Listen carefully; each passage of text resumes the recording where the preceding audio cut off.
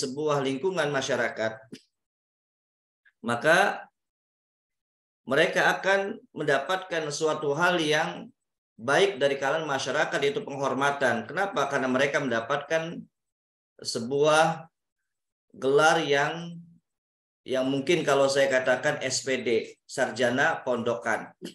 Artinya mereka akan mendapatkan sebuah gelar yang namanya SPD, sarjana pondokan.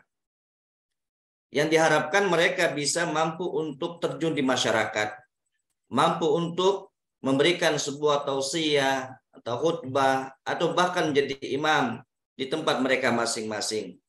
Maka di karantina ini kita akan memberikan sebuah hal-hal yang terkait dengan ceramah dan imam, dan nanti akan kami berikan mereka untuk pengalaman-pengalaman, minimalnya mereka punya pengalaman di pesantren.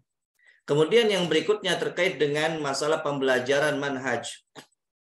Harapannya adalah bahwa para santri ketika mereka selesai daripada pembelajaran mereka di pesantren Islam Al-Irsyad, mereka memahami tentang manhaj yang berlaku di pesantren Islam Al-Irsyad, dan harapannya apa yang telah mereka pelajari di pesantren itu bisa mereka laksanakan, mereka terapkan di tempat-tempat mereka masing-masing. Kemudian pula yang berikutnya adalah terkait dengan daurah qawaid al-fiqhiyah. Daurah qawaid al-fiqhiyah, yang dimana insyaallah ta'ala kita akan kedatangan dari seorang Syekh Doktor dari Mesir, yang dimana beliau seorang yang pakar dalam masalah usul fikih. Dan insyaallah ta'ala kita akan berikan sebuah sarana buat kelas 3 terkhusus untuk mengikuti program daurah qawaid al-fiqhiyah ini. Harapannya mereka juga bisa mempelajari hal-hal yang terkait dengan kaidah-kaidah fikih. Mungkin kalau di pesantren ya sekarang ini di kurikulum kami belum memberikan sebuah pembelajaran yang namanya qawaid al-fiqhiyah, tetapi di sana ada usul fikih. Harapannya dengan daurah qawaid fiqhiyah ini memberikan sebuah gambaran terkait dengan kaidah-kaidah fikih dengan penerapan daripada materi usul fikih yang mereka dapatkan di kelas mereka selama pembelajaran di madrasah aliyah ini. Kemudian yang berikutnya adalah terkait dengan pendidikan karakter di dalam karantina tersebut. Dan kami pun insyaallah ta'ala akan melibatkan tim TNI dan tim outbound yang akan mengenalkan kepada ananda kelas 12 ini terkait dengan disiplin mereka, terkait dengan kerjasama, leadership, dan yang lainnya. Dan insyaallah ta'ala karantina yang kita lakukan ini insyaallah akan dimulai di pekan depan sampai menjelang wisuda mereka. Dari apa yang kami sampaikan terkait dengan karantina tadi, materi dan kegiatan yang ada, itu insyaallah ta'ala kami akan lakukan, kami akan terapkan, kami akan laksanakan bersama tim dari panitia ya di pekan depan dan menjelang kepada waktu wisuda nanti. Dan tentunya para ibu dan bapak wali santri kelas 12 hafidhakumullahu taala, ada hal yang melatar belakangi daripada proses karantina ini, sehingga ini pun melewati diskusi-diskusi dengan pihak kepala madrasah dan jajarannya, dengan tim kelulusan, ya, baik itu dari Sudilan maupun Lustusen, ya. Itu ada berapa yang melatar belakangi di antara kenapa kami dari pesantren atau dari idarah ma'had mengadakan karantina tersebut. Yang pertama, tadi sudah disampaikan oleh kepala madrasah bahwasannya adanya sebuah kebijakan khidmah yang opsional. Adanya sebuah kebijakan khidmah opsional antara khidmah atau studi lanjut.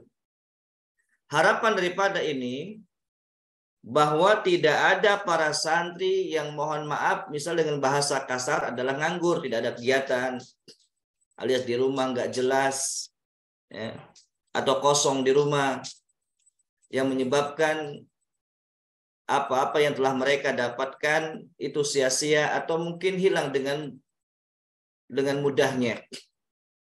Maka harapan khidmah opsional ini, ada yang khidmah dan ada yang studi lanjut, harapannya bisa memberikan sebuah wadah bagi para alumni kita yang terkhusus di angkatan ke-32 ini yang sekarang sedang menimba ilmu di kelas 12 MA ini.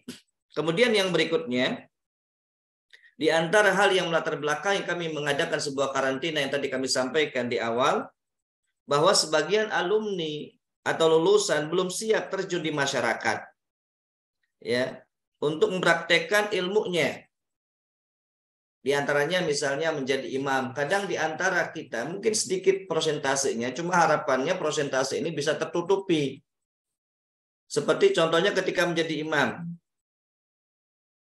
Kadang mereka ragu, kadang mereka bingung, kadang mereka juga agak sedikit grogi ketika mereka menjadi imam ataupun khatib. Karena memang belum, mungkin kurang adanya sebuah pelatihan terkait dengan masalah imam dan khatib. Dan ceramah juga berdakwah dan sebagainya. Maka program karantina kami terkait dengan pembekalan masalah ceramah dan menjadi seorang imam, itu harapannya bisa memberikan sebuah bantuan kepada alumni-alumni kami di angkatan ke-32 ini. Kemudian yang berikutnya adalah untuk pembekalan dan penguatan kompetensi lulusan PIA. Dan di antara program karantina yang ada ini, harapannya bisa memberikan sebuah pembekalan dan penguatan kompetensi yang ada di PIA ini. Dan tentunya kita berharap bahwasannya di akhir Ananda belajar di Madrasah Aliyah di kelas 12 ini, mereka betul-betul mendapatkan satu hal yang indah, satu hal yang bisa menjadikan bekal bagi mereka ketika mereka terjun di lapangan. Karena Rasulullah SAW pernah menyatakan, innamal a'malu bil khawatim.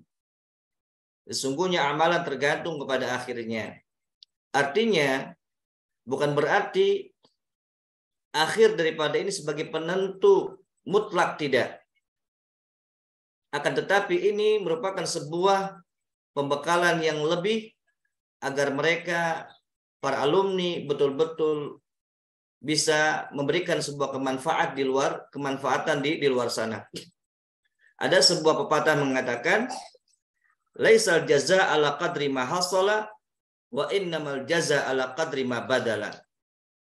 Bahwasannya balasan atau sebuah apresiasi bukan hanya sekedar dari hasil akhirnya, akan tetapi sebuah balasan ataupun apresiasi tergantung kepada sebuah proses yang sudah dilakukannya. Maka mudah-mudahan apa yang menjadi sebuah program pesantren bersama madrasah, bersama tim semuanya, mendapatkan sebuah keridhaan dari Allah Azza wa Jalla dan mendapatkan kemudahan dan diberikan sebuah keistiqomahan sehingga itu bisa berjalan dengan baik, dengan sesuai harapan daripada kita semuanya, harapan di pesantren, harapan madrasah, dan harapan para ibu dan bapak yang diinginkan daripada para santri tersebut. Sehingga di akhir kami akan tutup dengan sebuah pepatah lagi mengatakan, qad hayya'uka bi amrin law fatinta lahu farba bi nafsika intar au ma'al hamali. Yang dimana kami semuanya berusaha untuk memberikan satu hal yang terbaik, dan itu bisa dipahami oleh orang-orang yang betul-betul memahaminya. Maka setiap kita tentunya malu kepada diri kita sendiri kalau kita hidup, kalau kita belajar, kalau kita berada di sebuah tempat tidak memiliki visi dan dan misi yang jelas. Mudah-mudahan dengan program yang ada bisa memberikan sebuah bantuan, bisa memberikan sebuah pembekalan, dan bisa memberikan sebuah penguatan kompetensi lulusan pihak, dan insya Allah Ta'ala semakin ke depan kami akan memberikan satu hal yang terbaik, pelayanan yang terbaik. Tentunya al-kamalu lillah, yang kesempurnaan hanyalah milik Allah Azza wa Jalla. Mungkin ini yang bisa kami sampaikan, mudah-mudahan ini bisa dimengerti dan bisa difahami dan bisa dimaklumi oleh semua para ibu dan bapak wali santri, dan kami menyampaikan permohonan maaf yang sebesar-besarnya jika ada hal-hal yang kurang berkenan.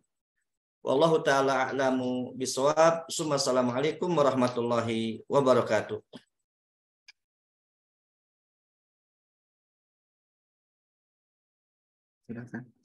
Syukron jazakallahu khairan Ustadz Zuli yang sudah menyampaikan banyak sekali program terkait kelulusan yang insya Allah akan dijalani oleh santri-santri kita ya. Yang sebelumnya mungkin di tahun-tahun sebelumnya program itu tidak ada. Kemudian alhamdulillah dengan spirit kebaikan program-program ini diadakan untuk angkatan 32 ini. Oke. Karena memang pertanyaan yang masuk juga sudah sangat banyak, terutama terkait dengan khidmah. Insya Allah kita akan lanjutkan sosialisasi terkait dengan hikmah yang hari ini insya Allah akan disampaikan oleh Ustadz Muhammad Arifin Siregar LC. Pada beliau saya persilahkan. Assalamualaikum warahmatullahi wabarakatuh. Waalaikumsalam warahmatullahi wabarakatuh. Alhamdulillah, salatu wassalamu ala rasulillahi wa ba'd.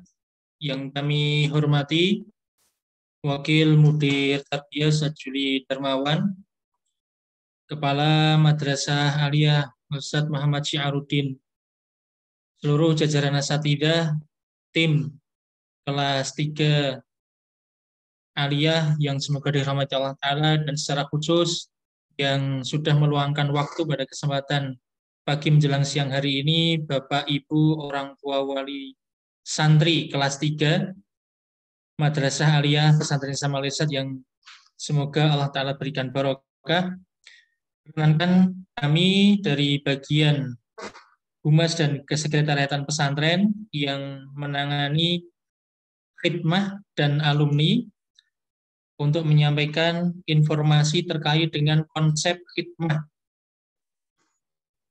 Sebagai pendahuluan ingin kami sampaikan bahwasannya Bapak Ibu mungkin sudah mengetahui ketika mendaftarkan putranya ke Pesantren Samal Irsad menandatangani sebuah surat kesepakatan pernyataan bahwasanya Ananda akan siap untuk menjalani masa pengabdian, masa khidmah selama 1 tahun ajaran yang dilaksanakan di akhir masa studinya.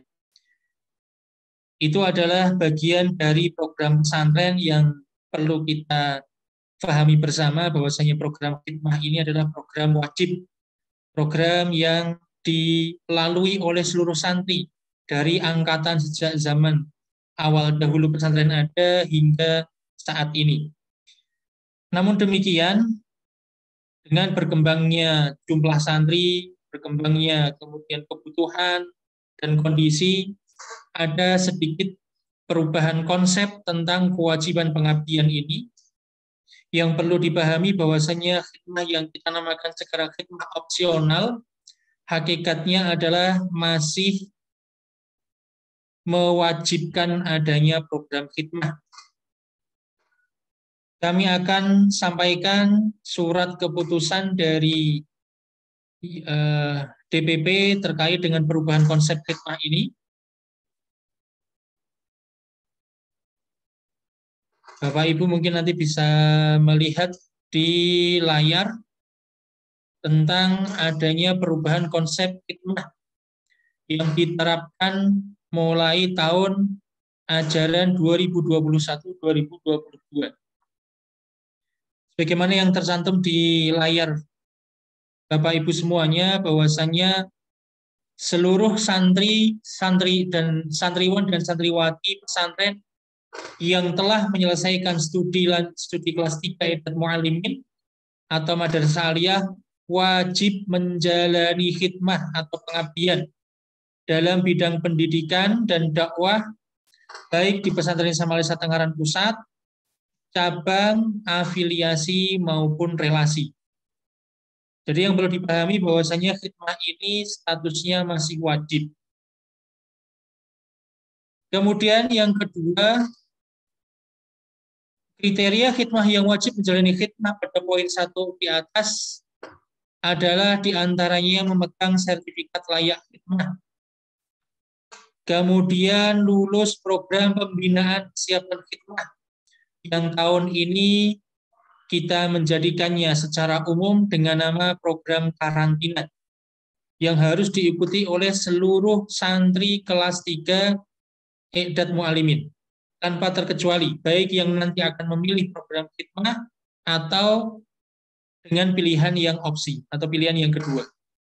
Kemudian yang ketiga adalah lulus nilai suluk atau akhlak pada semester terakhir kelas 3 I'dad Mu'alimin.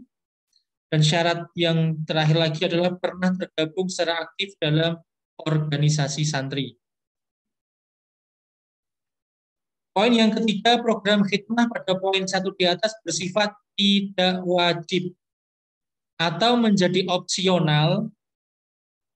Jadi kami sampaikan hukum asal khidmah adalah wajib.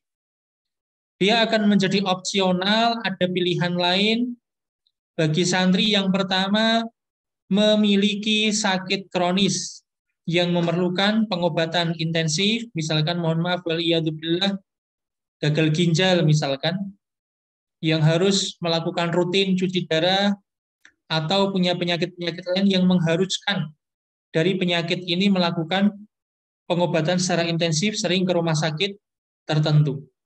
Kemudian yang kedua, diterima studi lanjut, baik itu kampus Timur Tengah ataupun kampus dalam negeri.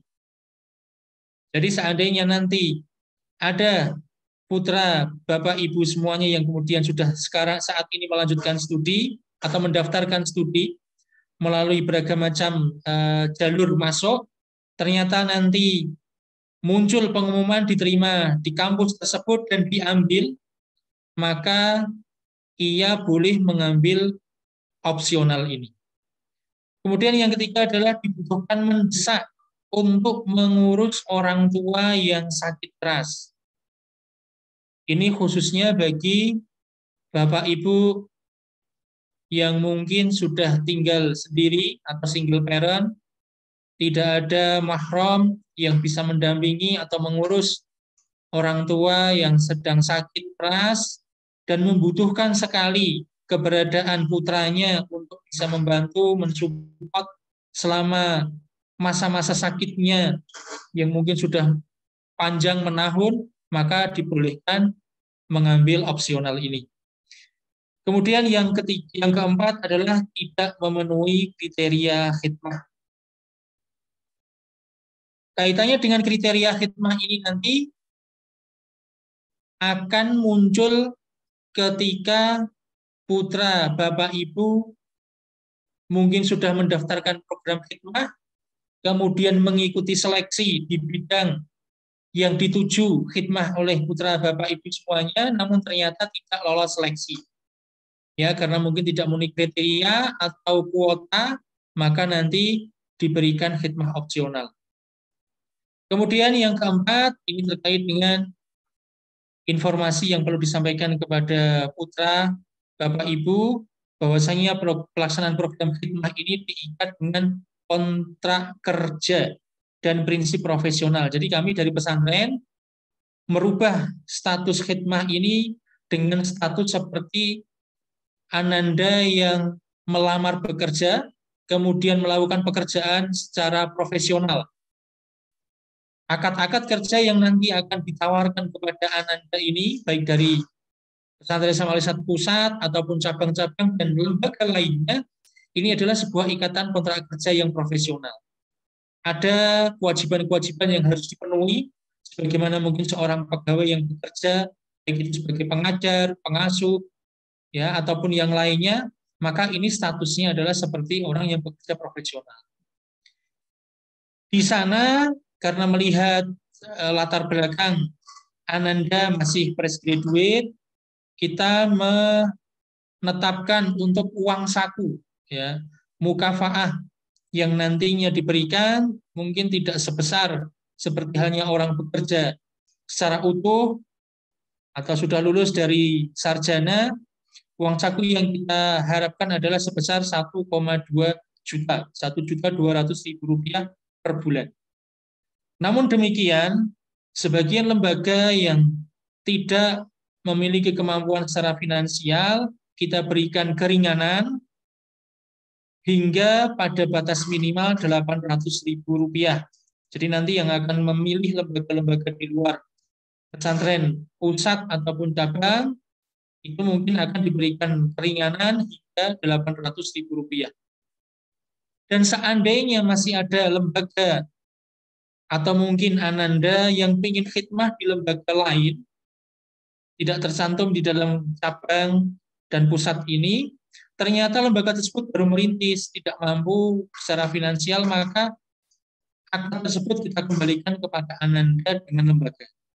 Misalkan karena lembaga tersebut tidak mampu memberikan uang 800.000 pun tidak mampu, maka kita serahkan antara keridhaan Ananda dengan lembaga. Mau dibayar berapa selama Ananda siap menerimanya, maka silahkan. Ya. Kemudian selain mukafaah, uang yang akan diterima oleh Ananda adalah surat keterangan pengalaman kerja. Ini sebagai nilai lebih yang akan didapatkan oleh Ananda yang mengambil program ini nanti. Maka Ananda yang mengambil program khidmah, dia akan mendapatkan surat keterangan pengalaman kerja yang nanti bisa dimanfaatkan ketika sudah lulus kuliah, atau ketika setelah ini mungkin tidak melanjutkan kuliah, ingin melanjutkan pengabdian di lembaga tersebut atau lembaga lainnya, maka ini bisa menjadi surat pengalaman kerja. Kemudian poin yang kelima, bagi santriwan-santriwati yang masuk kategori tidak wajib atau opsional khidmah, wajib terlibat dalam program pendidikan Islam dan dakwah di masyarakat secara umum. Jadi kami ulangi sekali lagi bahwasanya program khidmah ini tetap wajib. Bagi Ananda yang ternyata mengurus orang tua yang sakit, memiliki sakit kronis, diterima studi lanjut, ya, maka Ananda ini tetap memiliki kewajiban di pundak Ananda untuk berbakti kepada umat, untuk mengabdikan dirinya kepada umat. Entah ketika nanti kuliah di perguruan tinggi, Ananda bisa mengisi TPA, kemudian bisa mengisi ceramah-ceramah mungkin atau khutbah, atau ikut kegiatan dakwah di kampus, mungkin mengajar bahasa Arab atau mengisi kultum-kultum dan seterusnya. Intinya setiap Ananda harus punya kiprah di masyarakat. Tidak boleh Ananda bersifat pasif dengan ilmu yang sudah didapatkan selama di pesantren. Dan ini nanti harus dibuktikan di masa akhir pengabdian, akhir tahun pelajaran, adanya keterangan dari pihak atau lembaga yang terkait. Misalkan Ananda saat ini diterima di kampus UGM. Ketika di kampus UGM, Ananda mungkin tinggal di Wisma atau di kos. Mungkin di sana ada program-program mahasiswa belajar bahasa Arab misalkan. Ananda mungkin bisa membantu mengajar program bahasa Arab di sana. Nah, nanti dari lembaga tersebut Ananda bisa meminta surat keterangan menyampaikan bahwasanya sudah mensupport, mengabdikan diri dengan mengajar bahasa Arab di sana misalkan.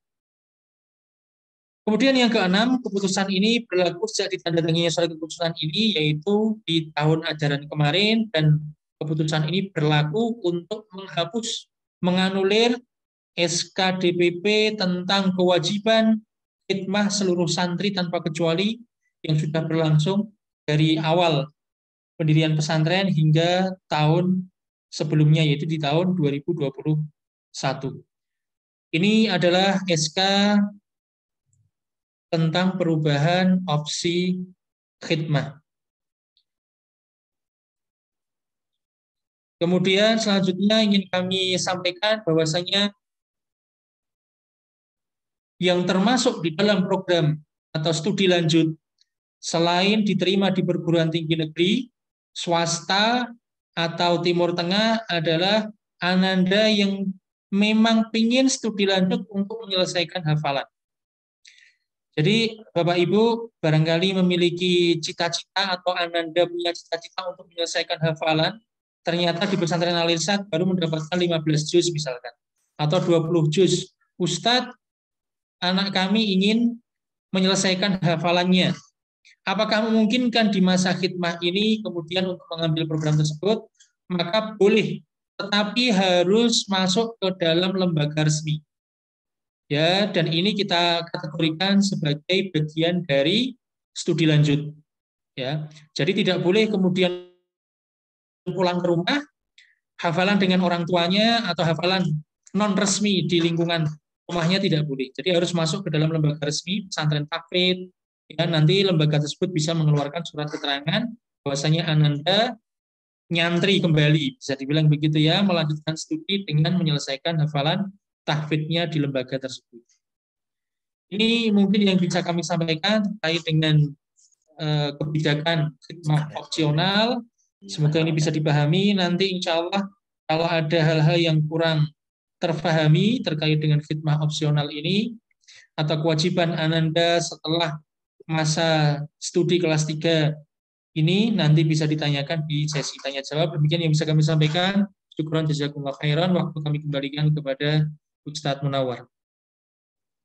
Syukran jazakumullah khairan Ustadz Arifin. Alhamdulillah sudah cukup jelas ya apa yang beliau sampaikan terkait SK khidmah. Tapi meskipun seperti itu ada beberapa pertanyaan yang masuk lumayan banyak nih, paling banyak tentang khidmah. Minta tolong sama Ustadz Arifin untuk tetap stay di sini karena mungkin nanti ada banyak pertanyaan yang harus dijawab oleh Ustadz Arifin. Selanjutnya sosialisasi sedikit terkait program lulus 100%. Harapan kita memang seluruh santri itu lulus gitu ya. Sama seperti harapan orang tua, harapan guru dan sekolah juga sama. Dalam hal ini insya Allah akan disampaikan sama Ustadz Ismail. Pada beliau saya persilahkan. Baik.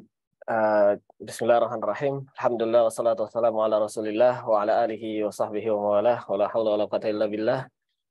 Rabbi syrah li sadri wa yassir li amri wa hlul 'uqdatam min lisani yafqahu qawli. Amma ba'd. Pertama-tama yang kami hormati Idaratul Ma'had dan juga Kepala Madrasah Aliyah Pesantren Islam Al-Irsyad, juga jazakumullah khairan atas waktunya dari Ustadz Munawar.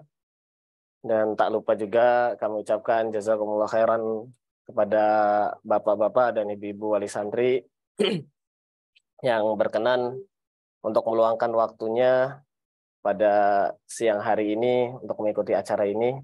Semoga acara ini bisa bermanfaat dan bisa diambil faedahnya oleh kita semua.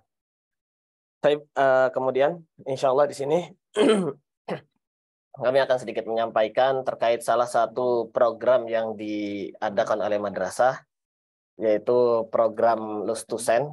Jadi ini adalah sebuah singkatan dari lulus 100%, yang tentunya perkataan kita lulus 100% di sini bukan berarti sebuah kepastian bahwa saya kelas 3 akan lulus 100% dan lain-lain. Kan tapi bentuknya kami namakan ini sebagai harapan doa dari kami bahwasanya kelas 3 di angkatan 32 ini semuanya bisa lulus 100% dari Pondok Pesantren Islam Al-Irsyad ini. Untuk program ini sebenarnya bukan program yang baru karena program ini sendiri sudah mulai berjalan dari ketika anak-anak masih di semester 1, dan program ini diadakan oleh madrasah sebagai bentuk tanggung jawab kami dan sebagai bentuk evaluasi dari sistem pembelajaran kami. Tatkala kita melihat ada anak-anak yang mungkin butuh pembelajaran lebih lanjut, butuh pendalaman lebih lanjut, maka kami fasilitasi dalam bentuk program ini insya Allah. Baik, adapun program yang ada di dalam Lustusen ini memiliki beberapa subprogram yang cukup banyak. Jadi tim Lustusen sendiri membawahi diantaranya kita adalah penyelenggara untuk ujian madrasah dan ujian pesantren. Kemudian kami juga yang bertanggung jawab terkait teknis ijazah. Kemudian kami juga memiliki subprogram berupa program motivasi dan juga ada program pemadatan pembelajaran. juga ada tambahan program pembelajaran malam dan program motivasi sebaya. Dan nanti insya Allah akan kita bahas satu persatu, minimalnya supaya Bapak Ibu Wali Santri bisa mengetahui apa yang sebenarnya sekarang sedang dilakukan oleh anak-anaknya dan apa saja usaha yang saat ini anak-anaknya sedang lakukan agar mereka semuanya bisa lulus 100% di tahun pelajaran ini. Tapi subprogram pertama dari program Lustusen ini di semester 2 adalah program motivasi, karena ini berdasarkan dari pemantauan kami dan penglihatan kami bahwasannya kelulusan anak-anak kurang lebihnya kembali kepada 2 perkara. Yang pertama adalah terkait kemampuan kognitif mereka, dan yang kedua adalah terkait motivasi dalam belajar. Oleh karena itu, yang pertama kami sasar adalah bentuknya program motivasi. Dan ini kebetulan sudah sedikit disinggung oleh Pak Kepala Madrasah, Ustaz Syiaruddin Hafizahullah, di awal bahwasannya kami dari program Lustusen sudah mengadakan program motivasi yang itu memang kami tujukan khusus hanya untuk kelas 3, dan kami berikan yang sifatnya lebih teknis, bagaimana cara belajar, bagaimana cara untuk mengatur waktu, dan lain-lain. Dan juga untuk target pesertanya pun lebih kami spesifikkan, anak-anak yang memiliki remedial, anak-anak yang memiliki HER, dan juga secara umum seluruh kelas 3 IM. Ini adalah program motivasi yang saat itu diisi oleh Dr. Gamal Albin Said di tanggal 13 Januari, kalau tidak salah, bertepatan dengan kegiatan EduFest saat itu. Kemudian terkait motivasi juga, kami juga sudah merencanakan terkait pertemuan anak-anak secara rutin berkala dengan asatidzah BK dan juga dengan wakil kesiswaan kami. Dalam hal ini ada Ustadz Agus Pranowo dan jajaran BK Madrasah Aliyah Al-Irsyad, sehingga anak-anak bisa terpantau setiap minggunya apakah ada masalah dalam pembelajarannya, ataukah ada masalah dalam motivasinya, memiliki masalahkah dengan faktor-faktor eksternal lain. Jadi bisa cepat bisa diketahui oleh madrasah dan juga bisa cepat ditanggulangi. Ini secara umum bagaimana program motivasi Lustusen tersebut berjalan. Kemudian selanjutnya subprogram Lustusen yang sudah kami rencanakan dan saat ini juga sudah berjalan adalah program yang kami namakan pemadatan pembelajaran. Karena tentu kita semua sadar bahwasannya kemampuan masing-masing anak berbeda-beda, memiliki kelebihan yang berbeda-beda juga. Mungkin ada anak yang memiliki kelebihan di bidang psikomotoriknya, ataupun ada yang di bidang kognitifnya atau afektifnya, dan kita tidak bisa menyamakan semua anak-anak dalam kecepatan mereka belajar. Oleh karena itu, kami adakan program pemadatan pembelajaran ini sebagai fasilitas menyediakan bagi anak-anak yang butuh waktu lebih lama, yang butuh waktu lebih dalam menyerap pembelajaran, dalam memahami pembelajaran yang ada di pesantren Islam Al-Irsyad ini. Sehingga tujuan program pemadatan ini adalah anak-anak mampu untuk lulus di ujian akhir, minimalnya mendapatkan nilai dengan kriteria ketutasan minimal atau KKM. Atau mungkin kalau kita lebih singkat lagi, minimalnya tidak ada yang nilainya merah di rapot. Jadi semuanya bisa dapat nilai yang hitam, semuanya memiliki penguasaan materi yang minimal, yang standar dalam kelulusan di tahun pelajaran ini. Ini adalah tujuan program secara umumnya. Oleh karena itu di program pemadatan ini kami sengaja memilih beberapa mapel yang memang mapel tersebut adalah mapel tersulit dengan indikator banyaknya santri yang remedial di mapel tersebut. Kemudian kami sudah memilih saat ini ada 10 mapel yang kami adakan pemadatan pembelajaran di dalamnya. Yang 10 ini kami bagi ke 2 minggu, jadi 1 minggu ada 5 mapel. Dan program ini kebetulan sudah berjalan dari tanggal 21 Januari lalu sampai ke akan berakhir nanti di 15 Maret. Dan setiap harinya akan ada 1 mapel yang diampu oleh pengampu mapel tersebut di sore hari di jam 4 sampai jam 5 sore. Pengampu mapel tersebut akan memberikan materi-materi atau pemadatan-pemadatan terkait dengan soal-soal ataupun tryout yang soal-soal yang akan dikeluarkan nanti di ujian akhir, atau materi-materi yang akan dikeluarkan nanti di ujian akhir. Begitu pula untuk peserta pemadatan ini, kami sudah memilih dengan seksama. Jadi peserta pemadatan yang akan mengikuti program ini adalah para santri yang memiliki remedial di penilaian akhir semester 1 kemarin. Jadi tatkala seorang santri memiliki remedial di penilaian akhir semester, maka secara otomatis namanya akan masuk ke dalam peserta pemadatan. Dan ini insya Allah akan terakomodir di aplikasi Madrasah Salim. Saat ini masih dalam proses pengembangan. Jadi nanti mungkin dalam waktu dekat 2 minggu, 3 minggu, atau mungkin 1 bulan lagi, Bapak dan Ibu bisa melihat anak didiknya atau anak-anaknya mengikuti pemadatan di mapel apa saja. Dan kalau mengikuti pemadatan di mapel tersebut, maka berarti anak Bapak dan Ibu memiliki remedial di penilaian akhir semester 1 kemarin di mapel tersebut. Jadi setiap santri memiliki remedial di mapel apapun, maka dia akan mengikuti pemadatan di mapel tersebut di semester 2. Sehingga bisa mengejar ketertinggalan materi yang belum difahami oleh Ananda. Ini adalah terkait pemilihan peserta dan pemilihan mapel. Untuk teknis pelaksanaannya sudah kami singgung tadi, dimulai dari jam 4 sore di sore hari sampai jam 5 sore. Jadi hanya 1 jam. Dan insya Allah ini tidak membebani terlalu banyak kepada Ananda. Terlebih apabila memang remedial Ananda tidak banyak, misalnya hanya 1, maka jadwal dia hanya sekali dalam 2 minggu. Jadi sekali dalam 2 minggu, Ananda akan mengikuti pemadatan di mapel yang ia remedi di situ. Baik, kemudian untuk jangka waktunya ini kami bentuk dalam 8 minggu. Jadi cukup panjang, sehingga setiap mapel akan mendapatkan 4 jatah jam di pemadatan ini. Yang setelah kami kalkulasikan, kami pilihkan 8 minggu ini. Sengaja kami mulai secepat mungkin, sesegera mungkin.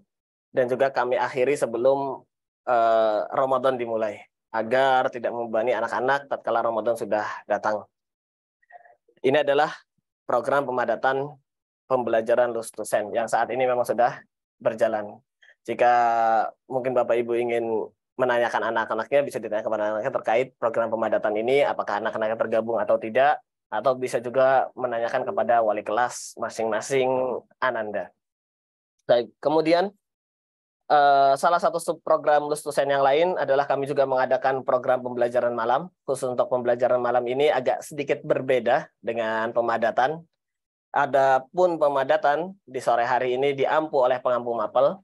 Untuk program pembelajaran malam ini kami gunakan peer-to-peer learning, yaitu antara santri dengan santri lain. Jadi Masya Allah di kelas 3 ini sebuah sunnah hasanah. Ada tatkala santri sampai ke kelas 3, mereka biasanya membentuk organisasi. Jadi ada tim edukasinya, kemudian ada ketuanya, ada wakilnya, yang tujuannya tentu untuk kebaikan angkatan. Program pembelajaran malam ini diadakan oleh tim edukasi kelas 3, dibimbing oleh salah seorang musyrif dari jajaran asatidzah, yang mana beliau saat ini adalah Ustadz Ibrahim Yusuf. Beliau adalah musyrif untuk tim edukasi ini dan musyrif dalam program pembelajaran malam ini. Dan program ini juga sudah berjalan, diisi oleh santri-santri kelas 3 yang memiliki kelebihan dalam mapel-mapel tertentu. Maka ia akan mengajari teman-temannya, berbagi sharing ilmu dengan teman-temannya, sehingga teman-temannya yang agak kurang paham bisa lebih paham dengan penjelasan dari temannya yang memahami tersebut. Ini adalah program pembelajaran malam yang waktu pelaksanaannya juga sudah berjalan dari awal Januari, awal semester 1, semester 2 ini, dan akan berakhir sampai nanti di ujian madrasah untuk mapel-mapel yang berhubungan dengan ujian madrasah, dan akan berakhir di saat ujian pesantren untuk mapel-mapel yang berhubungan dengan ujian pesantren. Jadi ada pemadatan pembelajaran dengan asatidzah, ada program pembelajaran malam dengan teman-temannya sesama santri. Kemudian subprogram yang terakhir adalah program yang bentuknya ini adalah program motivasi dari madrasah. Jadi sebagaimana kita memberikan beban berupa program pemadatan, kita berikan beban berupa program pembelajaran malam, madrasah juga memahami bahwa saya tetap harus ada sisi motivasi yang lebih dari madrasah. Oleh karena itu madrasah menganggarkan beberapa hadiah-hadiah bagi kelas yang santrinya tidak memiliki remedial. Jadi apabila ada satu kelas, santri-santrinya tidak memiliki remedial atau remedialnya minim, maka madrasah sudah menganggarkan hadiah khusus untuk satu kelas tersebut. Sehingga anak-anak kelas tersebut bisa saling memotivasi satu sama lain, sehingga mereka bisa lebih giat dalam belajar, lebih mau saling membantu dengan teman-temannya, sehingga semuanya bisa lulus 100% insya Allah. Ini adalah beberapa subprogram dari program lulus 100% yang saat ini sebagian sudah berjalan dan sebagian sudah selesai di semester 2 ini. Mungkin kurang lebihnya seperti hal tersebut. Ada sedikit hal yang tertinggal, yaitu sebuah syarat kelulusan. Jadi kita dari tadi membicarakan lulus 100%. Cuma mungkin ini sudah diketahui oleh seluruh wali santri, apa saja syarat kelulusan kelas 3 saat ini. Jadi syarat kelulusan kelas 3 saat ini sebagaimana yang sudah tercantum di buku panduan dan sudah diselesaikan berkali-kali insya Allah, bahwasannya seorang santri dinyatakan lulus dari kelas 3 mu'alimin tatkala nilainya di rapot semuanya sudah berada di atas kriteria ketuntasan minimal. Semuanya berada di atas KKM tergantung mapelnya. Kemudian yang kedua, syarat kedua adalah tidak memiliki poin pelanggaran lebih dari 149 poin. Jadi ini adalah 2 syarat kelulusan dari pesantren Islam Al-Irsyad. Kemudian bagaimana caranya untuk bisa mendapatkan nilai ketuntasan minimal? Untuk mendapatkan nilai KKM, tentu santri tersebut harus mengikuti ujian madrasah dan ujian pesantren. Untuk mengikuti ujian madrasah dan ujian pesantren, ada syarat yang juga ditentukan oleh madrasah bahwasannya santri tersebut tidak memiliki ghaib atau tidak hadir dalam pelajaran lebih dari 35 jam pelajaran. Tatkala santri memiliki ghaib yang lebih dari 35 jam pelajaran, maka ia secara otomatis tidak bisa mengikuti ujian madrasah. Apabila tidak bisa mengikuti ujian madrasah, maka ia secara otomatis tidak akan mendapatkan nilai dengan kriteria ketuntasan minimal, sehingga akan mempengaruhi kelulusannya di pesantren Islam Al-Irsyad ini. Dan juga tatkala santri mengikuti ujian madrasah dan ujian pesantren, santri tersebut tidak boleh memiliki remedial lebih dari 3 mapel. Tatkala memiliki remedial lebih dari 3 mapel, maka secara otomatis santri tersebut tidak akan diizinkan untuk mengikuti remedial di mapel-mapel tersebut. Karena maksimal remedial yang diberikan oleh madrasah aliyah adalah 3 mapel.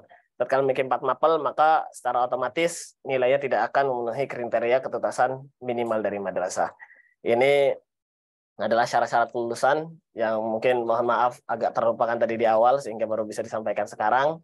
Yang program ketuntasan ini tujuannya tentu agar santri semuanya bisa mendapatkan nilai dengan kriteria ketuntasan minimal dan pemahaman materi sesuai dengan standar yang ditetapkan oleh Madrasah Aliyah Al-Irsyad dan pesantren Islam Al-Irsyad secara umum. Kurang lebihnya ini yang bisa Anda sampaikan. Mungkin jika ada pertanyaan nanti bisa diajukan kepada Ustaz Munawar selaku host, selaku MC di akhir. Kami ucapkan jazakumullah khairan dan kami mohon maaf apabila ada kesalahan dalam tutur kata atau kesalahan dalam penyampaian. Assalamualaikum warahmatullahi wabarakatuh. Waalaikumsalam warahmatullahi wabarakatuh. Jazakumullah khairan Ustaz Ismail. Jadi penekanannya adalah mungkin kalau saya bisa mengambil resumnya adalah bahwa lulusan ini dibentuk untuk mensukseskan kelulusan semua santri Al-Irsyad. Tapi sekali lagi itu tidak menjamin bahwa semua program yang ada itu bisa menghantarkan anak-anak pada kelulusan gitu ya. Kembali lagi pada keseriusan para santri dan kemudian dukungan dari para wali santri. Maka diharapkan kerjasama antara santri dan wali santri ya. Sekarang sudah ada akun Salim yang bisa untuk mantau ya Ustaz ya. Mantau dalam pengembangan. Dalam pengembangan insya Allah seperti program pemadatan tadi yang beliau sampaikan, insya Allah nanti bisa untuk dicek sekaligus dimonitoring sama wali santri apakah putranya mengikuti program-program lulusan atau tidak gitu ya Ustaz ya. Oke, seperti itu. Selanjutnya terakhir mungkin ya sedikit pemaparan tentang studi lanjut yang dalam hal ini insya Allah saya sendiri yang menyampaikan karena tadinya mau minta yang lain untuk menjadi hostnya, ternyata kursinya cuma 2 nggak cukup, jadi sekaligus saja saya sendiri yang akan menyampaikan dan saya juga yang menjadi hostnya ya. Terkait program kelulusan kelas 3 sudah disampaikan Ustadz Ismail. Selanjutnya adalah terkait program studi lanjut. Di sini kita ngasih namanya Sudilan, sukses studi lanjut ya. Karena memang harapan para guru, harapan para sekolah, dan juga harapan orang tua, tentu setelah selesai dari sini adalah santri-santrinya sukses gitu ya. Termasuk paling terdekat dikatakan sukses adalah, paling terdekatnya adalah tentang studi lanjut gitu ya. Mungkin sebagian santri nanti ada yang melanjutkan kerja, sebagian santri ada yang khidmah, sebagian santri ada yang langsung melanjutkan studi lanjut. Nah, di sini yang kami garap adalah yang langsung melanjutkan studi lanjut ya, karena ini jenjang terdekat setelah lulus di IM. Nah, untuk studi lanjut sendiri itu ya, kita sudah membentuk tim gitu. Yang pertama ada studi lanjut dalam negeri yang insya Allah itu sudah dibimbing sama Ustadz Farobi. Mungkin beberapa wali santri sudah sering berkomunikasi sama Ustadz Al-Farobi. Kemudian studi lanjut luar negeri dan syariah yang alhamdulillah dipegang oleh Ustadz Rois Muhtadin. Nah, beberapa program ini diawali dengan survei dulu sebenarnya di awal-awal, berapa yang ingin melanjutkan ke studi dalam negeri dan luar negeri. Alhamdulillah kurang lebih sekitar 35% santri ingin melanjutkan studi di dalam negeri dan sekitar 45% santri ingin melanjutkan studi di luar negeri. Sisanya masih belum tahu kemana mereka akan melanjutkan. Kemudian setelah itu kita coba lanjutkan dengan proses yang dikolaborasikan dengan BK adalah tes minat dan bakat, dan alhamdulillah sudah terlaksana tes minat dan bakatnya. Kemudian yang dalam negeri kita rancang programnya, yang luar negeri juga kita rancang programnya. Beberapa yang sudah kita laksanakan antara lain sudah disampaikan oleh Ustadz Muhammad Syiarudin terkait dengan studi luar negeri. Alhamdulillah gayung bersambut, kelas 3 diperbolehkan untuk mendaftarkan di UIM secara langsung dan dilanjutkan sampai tes, sampai pada prosesnya sekarang kita tinggal menunggu pengumuman. Alhamdulillah di pendaftaran UIM sekitar 180 anak yang mendaftar dan sekarang sedang menunggu pengumuman. Pengumuman insya Allah akan kita tunggu dari 1 Februari sampai 2 Maret nanti untuk pengumuman UIM. Kemudian beberapa hal juga kita telah lakukan untuk memberikan wawasan terkait dunia kampus gitu ya. Karena mungkin sebagian santri kurang info terkait dunia kampus dan akses untuk mendapatkan info itu yang terbatas. Ada kampus expo yang alhamdulillah sudah terlaksana, kemudian tryout dan bimbel juga sudah terlaksana, kemudian pembuatan dan pengaktifan akun SNPMB yang nanti insya Allah akun itu akan bisa digunakan untuk mendaftar di kampus dalam negeri, baik yang jalur prestasi maupun jalur tes sudah kita buat. Adapun beberapa santri yang awalnya itu belum punya pilihan, pingin dalam negeri ataupun luar negeri, tiba-tiba kita udah selesai nih pendaftaran akun, baru memutuskan anak pengen ikut UTBK Ustadz gitu. Masih kita terima untuk proses pendaftarannya. Silahkan nanti Ananda diarahkan untuk menghadap Ustadz Al-Farobi untuk pembuatan akun SNPMB-nya. Kemudian bimbingan tes Universitas Islam Madinah alhamdulillah sudah selesai. Waktu itu dibimbing oleh Ustadz Arifin langsung, besoknya tes tahdid mustawanya, dan kemudian dibimbing sama Ustadz Arifin untuk sukses tes bahasanya. Kemudian tahdid mustawanya atau ujian bahasanya juga sudah kita selesaikan. Alhamdulillah kemarin sekitar 180 anak mengikuti tes gitu ya. Dan bimbel persiapan masuk PTN alhamdulillah masih on proses. Kalau Bapak Ibu yang ikut bimbel mungkin sekitar 109 anak yang ikut bimbel sudah digabungkan dalam grup peserta bimbel. Dan 2 agenda terakhir adalah pendaftaran SNBP atau jalur prestasi yang kalau dulu mungkin kalau zaman saya itu PMDK atau jalur undangan. Nah, alhamdulillah sedang on proses gitu ya. Dan terakhir adalah UTBK. Ini banyak banget pertanyaan yang sudah masuk terkait UTBK dan SNBP. Nah, perlu saya sampaikan juga bahwa di sini kami hanya memfasilitasi, tapi tidak bisa menjamin bahwa putra Bapak Ibu pasti 100% diterima. SNBP kita mendaftarkan 104 anak, bukan berarti 104 anak itu bakal diterima gitu ya. Tapi kita sifatnya adalah memfasilitasi, wabil khusus dimulai dari memberikan info-info terkait dunia kampus gitu. Nah, untuk prosesnya tes UTBK dan pada hari H teknisnya nanti diserahkan ke wali santri ya. Banyak pertanyaan terkait UTBK nanti gimana gitu ya. Itu nanti teknisnya diserahkan ke wali santri dan santri untuk keberangkatannya. Adapun proses pendaftaran mau tes di mana, nah nanti itu yang akan kita pandu. Selain itu banyak juga pertanyaan terkait kampus luar negeri. Itu proses pendaftarannya, pembimbingannya seperti apa Ustadz? Nah, saya infokan, mohon maaf, yang kita bisa bantu untuk sekarang adalah yang luar negeri hanya UIM. Karena UIM satu-satunya kampus yang masih menerima santri yang masih berstatus sebagai santri kelas 3. Selain itu belum ada kampus yang menerima santri yang masih berstatus kelas 3. Jadi selain itu santri mendaftar harus sudah mendapatkan ijazah terlebih dahulu. Jadi terkait kampus-kampus yang lain, untuk sementara kita tidak bisa fasilitasi. Tapi untuk sekedar fasilitas info-info apabila kita punya, insya Allah kita akan fasilitasi. Mungkin itu sedikit info tentang studi lanjut. Ini alhamdulillah sudah mungkin ada seratusan pertanyaan yang sudah masuk. Ada yang tentang studi lanjut, ada yang tentang khidmah, ada yang tentang kelulusan gitu ya. Sebelum saya lemparkan pertanyaan-pertanyaan pada yang berwenang atau saya berikan pertanyaan-pertanyaan pada yang berwenang untuk menjawab, mungkin Bapak Ibu nanti bisa disimak ya, apakah pertanyaan-pertanyaan itu sudah mewakili ataupun ada pertanyaan yang belum mewakili sehingga perlu ditanyakan lagi, nanti bisa tanyakan di kolom chat di akhir acara. Oke. Lanjut ke acara. Lanjut langsung kita lanjutkan untuk ke acara tanya jawab ya Bapak Ibu. Ini ada beberapa pertanyaan yang sudah masuk. Nanti pertanyaan yang masuk untuk saya sendiri akan saya jawab langsung ya. Pertama ada pertanyaan dari wali santri dari Abdul Aziz As-Salafi ya. Selanjutnya mungkin tidak saya bacakan ya siapa yang bertanya ya. Apakah anak saya sudah mendaftarkan di UIM dan ikut jalur SNMBP, dan apa yang harus dipilih, mengikuti khidmah atau tidak gitu ya. Kalau saya melihat data untuk SNMBP, itu putra Bapak sudah mengikuti, sudah terdaftar di calon peserta SNMBP. Kemudian apakah mau mengikuti khidmah atau tidak, itu silahkan diputuskan oleh Bapak dan Ibu. Gitu ya. Diputuskan dengan Bapak Ibu dan kemudian diskusikan dengan santrinya, apakah mau khidmah atau tidak. Kemudian, bagaimana follow up untuk yang daftar di Universitas Madinah? Untuk sementara alhamdulillah setelah tahdid mustawa kita tinggal menunggu pengumuman. Belum ada yang bisa kita lakukan selain berdoa dan menunggu, mudah-mudahan Allah memberikan hasil yang terbaik. Sudah saya infokan tadi bahwa insya Allah pengumuman Universitas Madinah ada di 1 Februari sampai 2 Maret ya.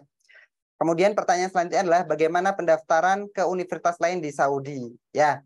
Untuk sementara kita belum mendapatkan info, dan kemungkinan terbesar untuk pendaftaran selain Universitas Saudi selain UIM itu adalah setelah anak-anak mendapatkan ijazah.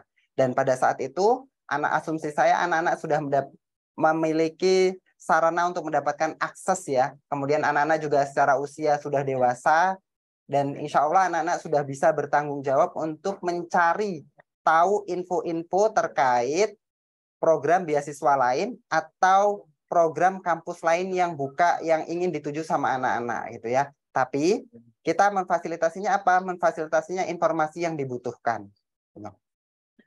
Kemudian bagaimana kemungkinan bisa diterima di PTN dengan jalur prestasi atau rapot UTBK jika memilih fakultas umum ya. Alhamdulillah untuk tahun ini semua jurusan bisa diambil sama santri-santri IM, apapun jurusannya. Bagaimana biar bisa diterima? Nah, ini terkait strategi.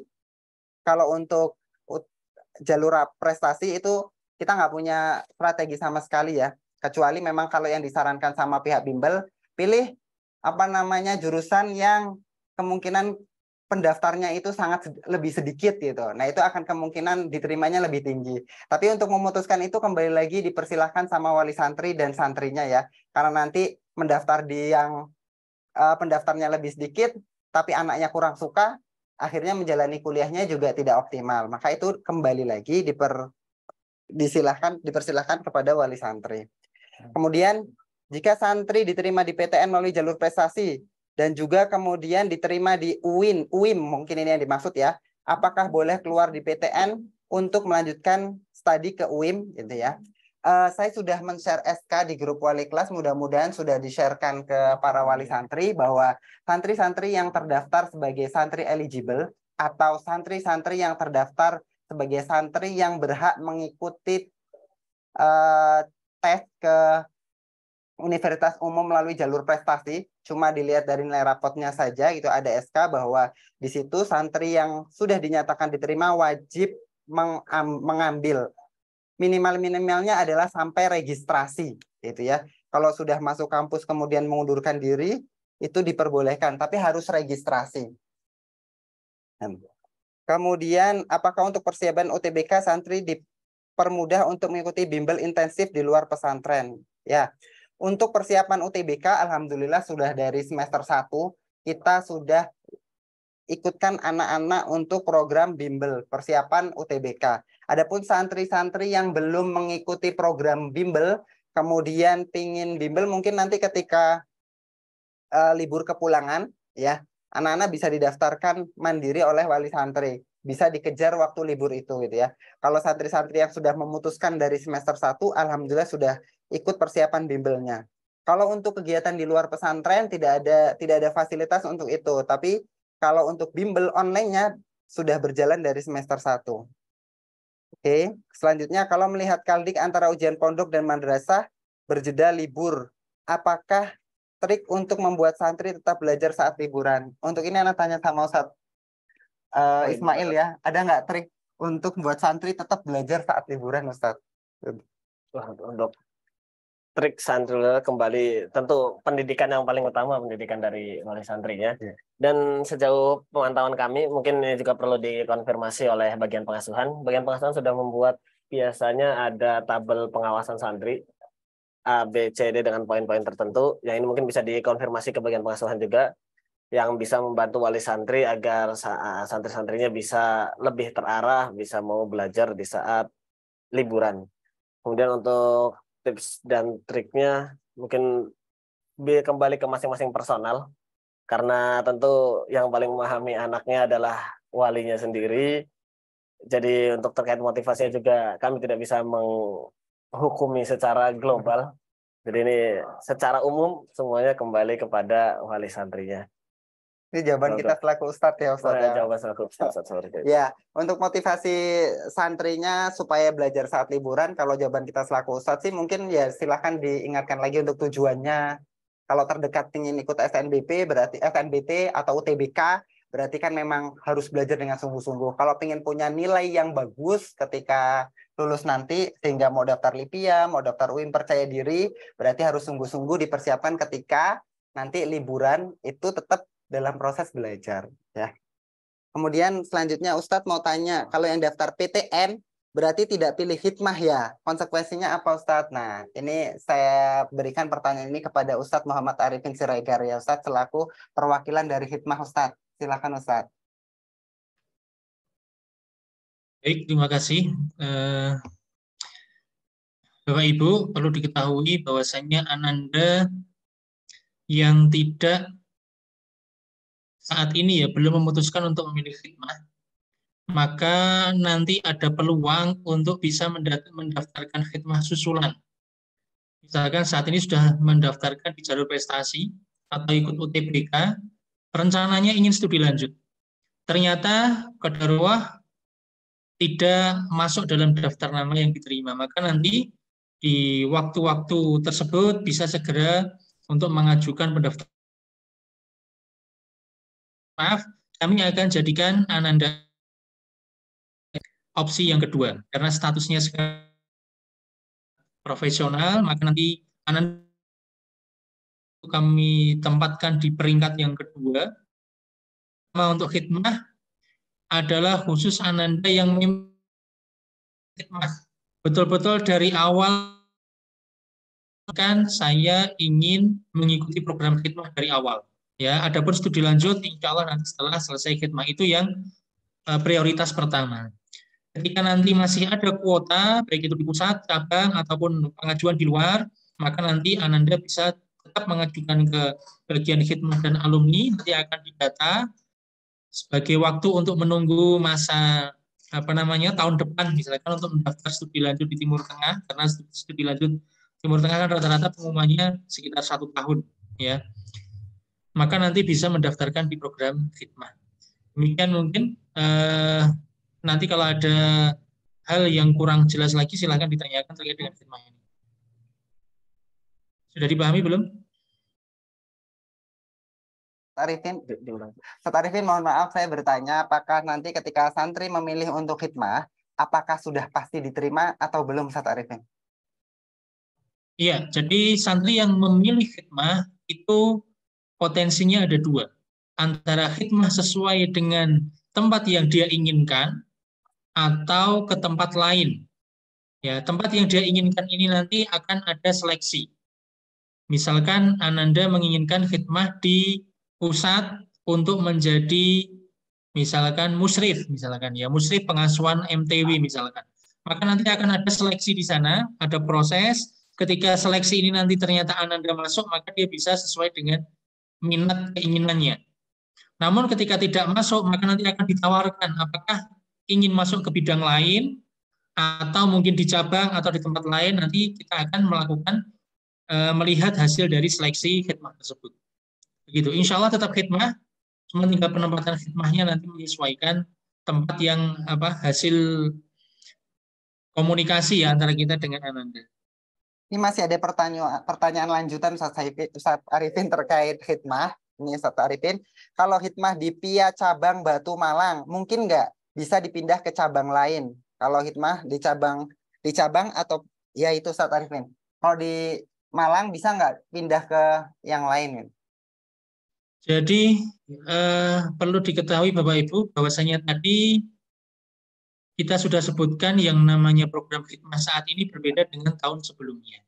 Khidmah ini adalah ikatan kerja profesional, kontrak kerja. Maka dengan adanya kontrak kerja ini tidak sembarangan bagi kami di pusat untuk bisa memindah-mindahkan Ananda. Maka kalau misalkan Ananda diterima di PIA 7 Batu Malang, ya, di sana nanti Ananda akan diminta kontrak kerja. Status akad Ananda dengan PIA 7 Malang adalah sebagai seorang pegawai. Pegawai yang bekerja akan ada tanda tangan kontrak kerja, ada aturan yang mengikat. Maka kami di pusat tidak bisa kemudian masuk terlalu dalam ke dalam status Ananda di PIA 7 Malang. Seandainya nanti PIA 7 Malang ini secara kontrak kerjanya dia memutus, maka ya sebagaimana seorang yang bekerja umumnya keluar kerja atau mungkin yang jadi kendala adalah ketika nanti Ananda memutuskan pindah, maka yang menjadi masalah adalah tempat yang ditinggalkan tersebut yang akan mengalami kendala kekurangan khidmah.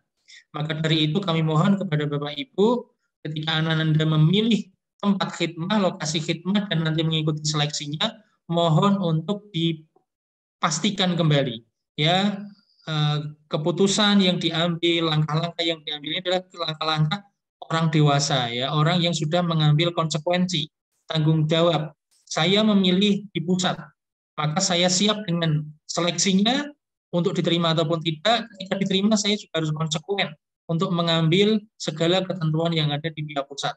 Itu juga dengan lembaga-lembaga yang lainnya. Tidak seperti sebelumnya, mohon maaf, masih ada yang semaunya, begitu ya. Saya nggak betah di sini Ustaz, keluar gitu ya. Nggak bisa semacam ini. Ya, pindah-pindah tidak bisa selonggar itu. Maka sekarang dipilih, kemudian konsekuen dengan apa yang sudah menjadi pilihan tersebut. Demikian Ustaz Munawar.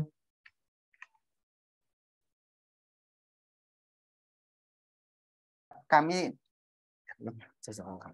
jazakallah khairan Ustaz Arifin. Ini masih banyak pertanyaan untuk Ustaz Arifin ini ya. Sebelum saya lanjutkan pertanyaan ke Ustaz Arifin, sebelumnya dari wali kelas sudah men-share terkait pilihan khidmah atau tidak, gitu ya. Angket khidmah atau tidak. Yang angket itu sudah diterima secara fisik oleh santri, tapi sebelum mengisi wajib komunikasi dengan wali santri. Sebelumnya informasi yang kami berikan bahwa paling lambat mengumpulkan angket tersebut adalah hari Rabu. Tapi dengan adanya acara ini, kemarin bagian Khidmah Ustadz Zudi menyampaikan bahwa untuk pengumpulan bisa dikumpulkan setelah acara ini. Jadi setelah acara ini mungkin Bapak dan Ibu punya pertimbangan lain karena mendengarkan penjelasan dari bagian Khidmah ataupun bagian studi lanjut, nanti bisa langsung dikomunikasikan dengan Ananda. Harapannya besok atau maksimal Senin itu angket sudah bisa dikumpul. Nah, ini Ustadz Arifin lanjut lagi nih, ada pertanyaan untuk Ustadz Arifin. Ketika menjalani Khidmah, bisa nggak sambil kursus atau kuliah lain Ustadz Arifin?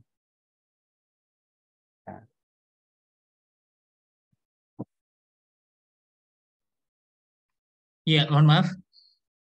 Apabila Ananda sudah mengikatkan diri dengan kontrak kerja pada masa pengabdian ini, maka statusnya seperti orang yang sudah bekerja. Segala konsekuensi aturan maka menjadi ketentuan antara Ananda dengan pihak pemberi kerja, ya, lembaga terkait. Seandainya lembaga tersebut mengharuskan jam kerja tertentu, misalkan di pihak pusat ini untuk jam kerja yang di jam madrasah, misalkan menjadi khidmah di TU madrasah adalah jam 7 sampai pukul 15.30. Maka Ananda tidak bisa meninggalkan jam kerjanya, akan terikat dengan aturan-aturan di kepersonaliaan. Seandainya ingin mengambil di luar itu, maka tentunya insya Allah diperbolehkan. Ya, dengan tentunya ada aturan-aturan, nanti aturan keluar dari pesantren, aturan perizinan itu tetap ada. Ya, hampir sedikit sebagian dari aturan khidmah yang mengikat khidmah sebelumnya itu tetap dijalankan, namun kaitannya dengan aturan pekerjaan nanti akan di bawah kendali dari bagian HRD. Maka selama jam kerja, selama terikat dengan kontrak kerja, Ananda tidak diperkenankan untuk keluar kecuali atas seizin dari atasan.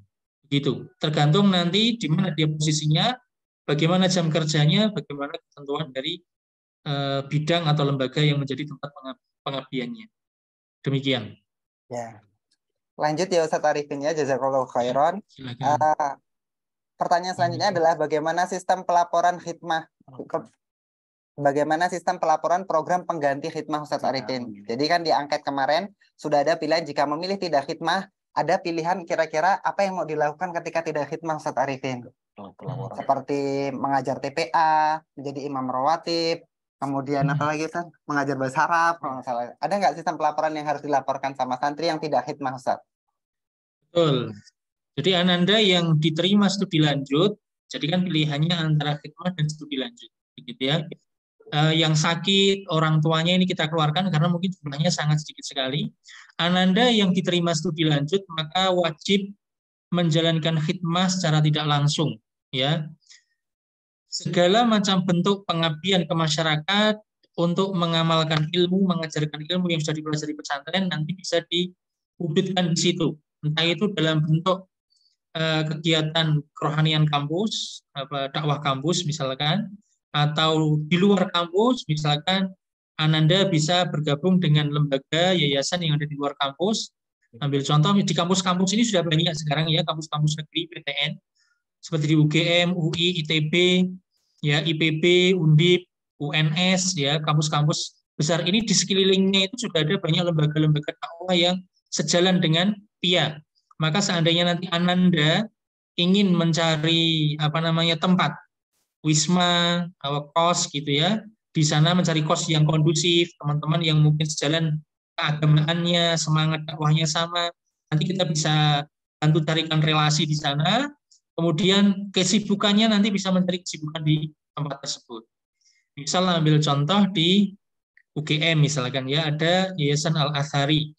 Ada di sana nanti majelis-majelis mahasiswa belajar bahasa Arab, apa gitu ya, itu bisa dilakukan.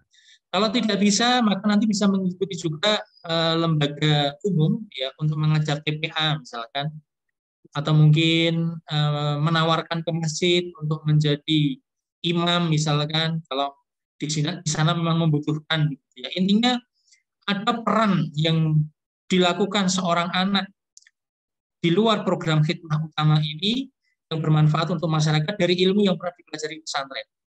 Hanya sekedar mungkin dari si bacaannya saja, bacaan Qur'annya, mungkin mengajarkan tahsin, ya. Ini ada. Dan nanti akan ada format atau pelaporan yang akan dilakukan oleh Ananda ya di pertengahan atau di akhir masa pengabdian tersebut. Demikian. Insya Allah nanti ada dari bagian khidmah alumni, nanti Ustaz Zuhdi yang akan insya Allah akan menyiapkannya. Ustaz Arifin, jazakallahu khairan. Ini karena pertanyaan yang paling banyak masuk adalah terkait khidmah. Ini mungkin pertanyaannya agak berulang nih Ustaz Arifin. Kebetulan kan SNBP yang jalur prestasi itu pengumuman sekitar 28 Maret Ustaz. Kemudian untuk UIM itu 1 sampai 2 Maret Ustaz ya. Berarti apakah bagian khidmah itu masih menerima pendaftaran Ustaz seandainya nanti ternyata di pengumuman itu Ananda tidak keluar namanya. Tadi kan sudah disampaikan ada cadangan lah gitu ya Ustaz Arifin. Berarti Iya, apakah masih bisa menerima Ustaz? Betul, masih. Jadi kita selama ini nanti, ini kan kami akan menerima dalam pekan ini insya Allah data Ananda yang betul-betul minat khidmah secara penuh. Ya, minat secara penuh. Ketika Ananda nanti keluar namanya di Madinah, maka silahkan berangkat. Ya, kemungkinan pemberangkatan adalah sekitar di bulan September mungkin. Sekarang yang betul-betul ingin minat khidmah, walaupun nanti diterima Madinah, maka tidak mengapa, silahkan daftar dulu. Ya, daftar pengabdian. Misalkan tidak mendaftar PTN gitu ya, maka daftar Madinah sambil mendaftar khidmah. Barangkali nanti ternyata tidak keluar pengumuman Madinah, maka dia tetap bisa lanjut khidmah. Seandainya ternyata nanti diterima Madinah keluar pengumuman, maka silahkan pesantren memberikan rukhsah, memberikan keringanan, toleransi bagi Ananda yang diterima Timur Tengah. Silahkan berangkat, tidak mengapa. Ya, nanti posisi khidmahnya akan digantikan oleh Ananda-Ananda yang, nah tadi seperti tadi, yang mendaftar belakangan. Yang mungkin sudah mendaftar UTBK, sudah mendaftarkan jalur prestasi, ternyata namanya tidak muncul, ada slot kosong nih di kebutuhan khidmah, kita akan buka lowongan. Gitu ya. Ini masih dibuka lowongan khidmah. Selama belum masuk di masa kerja. Ya, kita masih akan buka selama ada kuota kosong dan sebelum di tahun ajaran baru nanti. Demikian. Syukran Ustaz Arifin. Ini ada pertanyaan lanjutan Ustaz Arifin. Seandainya santri keterima di perguruan tingginya muncul pengumumannya itu di pertengahan khidmah, apakah santri boleh mengundurkan diri dari khidmah Ustaz Arifin? Nah, Ananda yang sudah memutuskan khidmah, maka selama masa pengabdian kontrak kerja itu tidak diperkenankan mendaftar studi lanjut yang berpotensi memutus khidmah. Ambil contoh kampus-kampus swasta yang sebagiannya membuka pendaftaran di tengah jalan, di tengah semester, maka Ananda tidak diperkenankan mendaftar kuliah studi lanjut yang misalkan masuk di bulan Januari. Salah satunya adalah LIPIA. LIPIA Jakarta membuka pendaftaran 2 kali dalam 1 tahun, ya, di semester genap dan ganjil. Maka Ananda hanya boleh mengambil yang semester ganjil saja, semester awal, ya, karena pendaftarannya sebelum masa pengabdian. Ketika diterima maka dia mengambil. Maka kalau di tengah jalan masa pengabdian dia mengambilnya, diterima, maka ini tidak boleh. Mendaftar saja tidak boleh. Ya, intinya yang berpotensi memutus masa khidmah maka tidak diperkenankan mendaftarkan di studi lanjut tersebut. Syukron Ustaz Arifin. Ini lanjutan pertanyaannya lupa saya sampaikan ya Ustaz Arifin. Ada konsekuensi atau dendanya nggak ini Ustaz Arifin kalau memutus khidmah di pertengahan jalan? Hingga saat ini kita tidak menggunakan denda, namun kita menggunakan kontrak kerja, perjanjian. Ya, al-muslimuna ala syurutihim. Kita menggunakan ikatan yang namanya seorang muslim hendaklah menunaikan janji yang sudah mereka ungkapkan di awal. Ya, seorang muslim hendaknya menjaga ini. Maka kalau kita sudah belajar ilmu, belajar bagaimana membuat sebuah kontrak kerja, ya harusnya kita menunaikan kontrak tersebut. Maka jangan sampai kemudian menyengaja kecuali dengan ridhoan lembaga yang nanti akan menjadi tempat naungan. Demikian.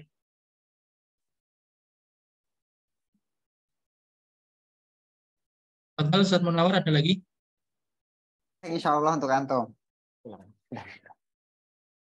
Ada masih banyak pertanyaan untuk antum Ustaz. Nah ini juga menarik Ustaz. Seandainya nih santri sudah kemudian berencana kuliah gitu ya.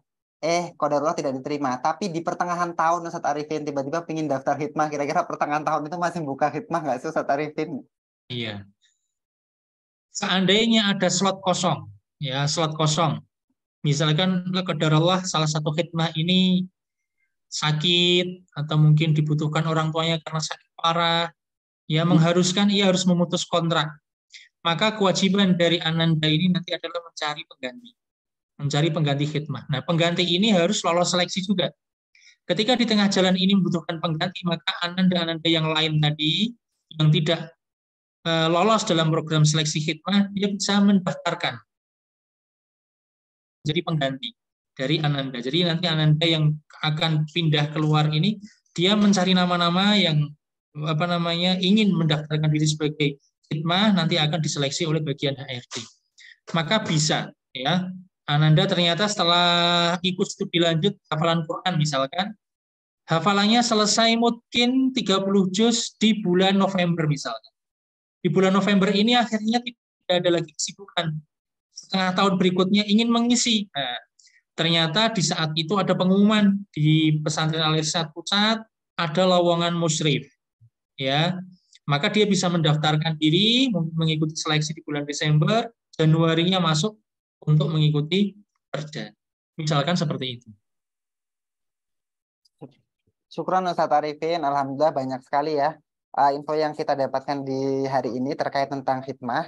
Nah, ini juga ada pertanyaan Ustadz Arifin untuk yang khidmah di luar PIA. Kira-kira pelaporan terkait kinerja santri khidmahnya seperti apa? Ya, jadi nanti kalau ada Ananda yang bertugas di tempat khidmah di luar pesantren pusat, itu biasanya kami dari bagian khidmah alumni akan memberikan surat tugas dan surat petunjuk kerja, ya. Jadi akan ada tanda tangan yang ditandatangani seperti MOU, ya, antara lembaga kita di Al-Irsyad dengan lembaga tersebut. Di antara kontennya adalah melaporkan perkembangan Ananda di sana, memberikan bimbingan dan seterusnya. Nanti ada format khusus yang akan diberikan dari kami dari pusat kepada lembaga tersebut sebagai bentuk penilaian dari kinerja Ananda. Itu secara umum demikian. Namun terlepas dari itu adalah antara kaitannya dengan lembaga tersebut dengan pusat. Selebihnya itu menjadi tanggung jawab lembaga yang bersangkutan kaitan dengan kinerjanya.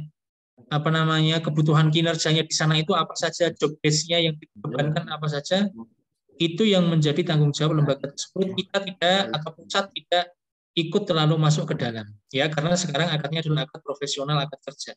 Kami hanya secara umum saja, ya, secara umum kita hanya mensupport. Misalkan Ananda ada kendala dalam 1-2 hal, kita akan mensupport, misalkan komunikasi dengan atasan, ya mungkin ada masalah, tetapi secara umum kita akan menyerahkan akad itu kepada lembaga tersebut. Tetap di akhir nanti ada penilaian, tetapi penilaian secara umum saja, tidak lagi menjadi penentu kelulusan. Ya, demikian Ustaz Munawar. Ustadz Arifin, ini juga wali santri ada yang nanya, ini Ustadz Arifin, ada nggak sih program untuk peningkatan kualitas diri untuk santri-santri khidmah Ustadz Arifin? Iya, jadi kalau yang berjalan selama ini dengan asatidz khidmah, sebelum adanya program kelas 3 studi lanjut UIM, kita rutin pertama tentang orientasi studi lanjut. Ya, sebelumnya orientasi studi lanjut itu diberikan kepada anak-anak khidmah. Kita memanggil atau menyelenggarakan acara bukan hanya studi Timur Tengah, ya, juga studi PTN atau PTS yang ada di dalam negeri. Namun sekarang karena ini sudah adanya khidmah opsional, maka itu diberikan kepada anak-anak kelas 3. Itu satu diantaranya adalah pengarahan studi lanjut. Kemudian yang kedua, untuk pengembangan dirinya, kaitannya dengan masalah diniyah, kita menyelenggarakan kajian untuk khidmah, ya, kajian khusus untuk penguatan manhaj atau penguatan diniyah anak-anak. Adapun selebihnya terkait dengan penguatan kognitif akademik, maka itu diserahkan kembali kepada Ananda. Ya, kalau Ananda ingin mengambil studi lanjut setelah khidmah nanti perguruan tinggi negeri, ya, maka dia butuh ilmu-ilmu yang terkait dengan kekhususannya, maka dipersilahkan selama tidak mengganggu kinerja khidmahnya. Dan perizinannya nanti diajukan kepada atasan khidmahnya. Demikian. Jadi kami tidak terlalu masuk ke dalam pembekalan untuk studi lanjutnya, kecuali untuk yang persiapan studi lanjut Timur Tengah, yaitu yang kami bantu biasanya nanti kita mendatangkan alumni-alumni atau kita adakan Zoom atau adakan pembinaan untuk persiapan studi lanjut di Timur Tengah. Hanya itu saja.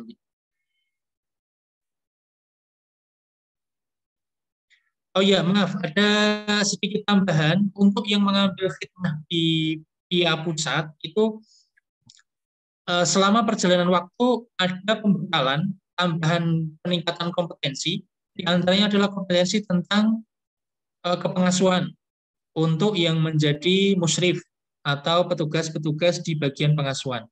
Nanti ada pelatihan-pelatihan di sana terkait dengan kepengasuhan, misalkan tentang pengasuhan berbasis fitrah, konsep tentang pengasuhan, kemudian tentang psikologi anak, kemudian hal yang terkait dengan pendidikan atau terkait dengan pengelolaan halaqah tahfidz Al-Quran, maka hal itu keterampilan-keterampilan yang nanti akan digunakan sebagai bekal masa kerja khidmah itu akan menjadi pengembangan diri untuk Ananda. Yang ada di luar itu nanti diserahkan ke lembaga masing-masing. Adapun yang di pusat seperti itu tadi. Syukran Ustaz Munawar. Syukran Ustaz Arifin. Selanjutnya nih Ustaz Arifin ada pertanyaan. Apakah khidmah boleh memilih sendiri di luar? Seandainya memilih di luar, selanjutnya Ustaz Arifin, kalau seandainya tidak direkomendasikan oleh pesantren tempat khidmahnya, apakah bisa? Kemudian jalurnya seperti apa? Ya. Secara umum, Ananda boleh mengajukan lokasi khidmah selama lembaga tersebut sevisi sejalan dengan pesantren sama Irsyad. Ya. Seandainya nanti belum mendapatkan lembaga, maka kita bisa menawarkan lembaga-lembaga lain yang mengajukan diri ke pesantren. Nanti Ananda bisa memilih dari lembaga-lembaga tersebut. Jadi kami berikan catatan lembaga luar yang ingin mengajukan di pesantren sama Irsyad untuk penempatan Anda harus lembaga yang sevisi sejalan dengan PIA. Kalau ada lembaga yang tidak sevisi sejalan, karena mungkin akan sulitnya kita menerapkan konsep tersebut, maka kita mohon maaf belum bisa memenuhinya dan akan kita arahkan ke lembaga yang nanti akan ditawarkan dari pesantren. Begitu, Ustaz Munawar. Syukron Ustaz Arifin. Nah ini kemudian pertanyaan selanjutnya dari wali santri sekaligus memberikan contoh nih Ustaz Arifin. Seandainya beliau ingin mengajar di yayasan pesantren yang bukan direkomendasikan oleh Al-Irsyad. Kalau di sini menyebutkan apa namanya nama lembaganya Ustaz Arifin, Al-Azhar misalnya gitu ya. Kemudian tapi setelah ditanya sama konsultasi kalau pengen di Al-Azhar kan tidak ada rekomendasi, berarti pilih yang tidak bersedia saja gitu. Terus kemudian itu sebagai pelapor, pilihan itu sebagai pelaporan yang tidak khidmah itu Ustaz Arifin. Apakah benar kayak gitu Ustaz Arifin? Sekali lagi khidmah bersifat wajib ya, khidmah bersifat wajib. Opsionalnya adalah hanya untuk yang studi lanjut. Terlepas dari yang sakit-sakit tadi ya. Maka tidak ada yang kemudian memilih tidak khidmah alias nganggur sama sekali, enggak ada. Ya, maka dia tetap wajib mengabdi, wajib melakukan proses khidmah. Ustaz Arifin, kalau tadi di SK kan sudah disampaikan khidmah ada apa namanya intensif sebesar 1.200.000 ya Ustaz Arifin ya. Ya. Kemudian ini ada pertanyaan, kalau di luar bagaimana Ustaz Arifin? Ya, ini mengulang tadi sedikit ya, yang sudah disampaikan. Lembaga di luar PIA Pusat itu ada cabang-cabang yang secara aturan insya Allah tidak jauh dengan PIA Pusat. Ya, adapun di luar itu lembaga-lembaga lain, maka secara umum kita kembalikan kepada Ananda. Kita hanya bisa menyarankan nilai nominal itu antara angka 800 hingga 1,2. Ya. Namun ternyata Ananda kok siap. Ya, misalkan Ananda ini Ustadz, tadi kebetulan saya ngisi santri kelas 3, saya berikan motivasi supaya mereka mencari pengalaman yang baru, ya, mencari tantangan. Saya ibaratkannya kalau ingin mendapatkan pengalaman yang lebih, mendapatkan tantangan yang lebih, siap berjuang, itu adalah daerah-daerah pelosok. Misalkan, Ustadz saya ingin ngabdi di Halmahera, di pelosok. Kadang-kadang lembaga-lembaga semacam ini tidak siap untuk memberikan biaya, ya biaya uang saku lah gitu ya. Mereka saja untuk kehidupan mereka, lembaga mereka saja mungkin masih terseok-seok. Maka saya yakin Bapak Ibu di sini rata-rata mungkin menengah ke atas. Maka saat itulah coba support putra-putranya untuk bisa mengembangkan karakter dirinya, jiwa juangnya untuk bisa menuju ke tempat-tempat yang tadi seperti yang kami sebutkan, di Papua, di Maluku, misalkan di Sulawesi, di pedalaman-pedalaman, berkorban dengan tenaganya, dengan pikirannya, waktunya, dan barangkali juga dengan finansialnya. Di sana mungkin tidak digaji, ya, hanya fisik, lembaga mungkin menyediakan makanan ala kadarnya. Selama anaknya siap, maka silahkan, ya. Walaupun lembaga tersebut tidak bisa memberikan dan anaknya siap, ya. Saya beri contoh tadi kepada anak-anak, sebagian dulu kakak kelas atau senior di sini itu sampai kemudian berburu, ya, untuk mencari makan. Berburu kemudian kadang uang itu 3 bulan terlambat, belum dikirim-kirim, ya, maka yang semacam ini harus siap. Nah, Bapak Ibu syukur-syukur bisa menguatkan mental anak-anak supaya bisa siap berjuang, ya, jangan seperti kondisi ekonomi yang sementara ini ada di keluarga, tapi buatlah anak-anak ini kemudian bisa memilih kehidupannya, ya, memilih kehidupannya, perjuangannya, merasakan kesederhanaan, merasakan keterbatasan, baik itu di pihak pusat, cabang, lembaga-lembaga lain, atau lembaga yang bahkan merintis, ya, supaya nanti kelak mereka menjadi orang-orang yang punya jiwa juang. Begitu Ustaz Munawar, ini sedikit keluar dari pertanyaan. Nggak apa-apa Ustaz Arifin, Masya Allah, itu sekaligus juga nasihat buat santri-santri, barangkali wali santri bisa satu frekuensi sama kita. Kemudian ini pertanyaan terakhir terkait khidmah Ustaz Arifin. Ada sih pertanyaan bukan untuk khidmah, tapi nanti tetap saya pertanyakan sama Ustaz Arifin. Ini untuk yang khidmah, pertanyaan terakhir yang sudah masuk. Kalau boleh tahu Ustaz, peraturan untuk sekarang ini, peraturan untuk khidmah itu apa saja? Dan khidmah itu nanti dimulai dari kapan sampai kapan? Itu Ustaz. Baik, yang pertama saya mulai dari pertanyaan kedua. Masa kerja khidmah itu terhitung 1 tahun ajaran, ya, 1 tahun ajaran sesuai lembaga yang menjadi tempat pengabdian.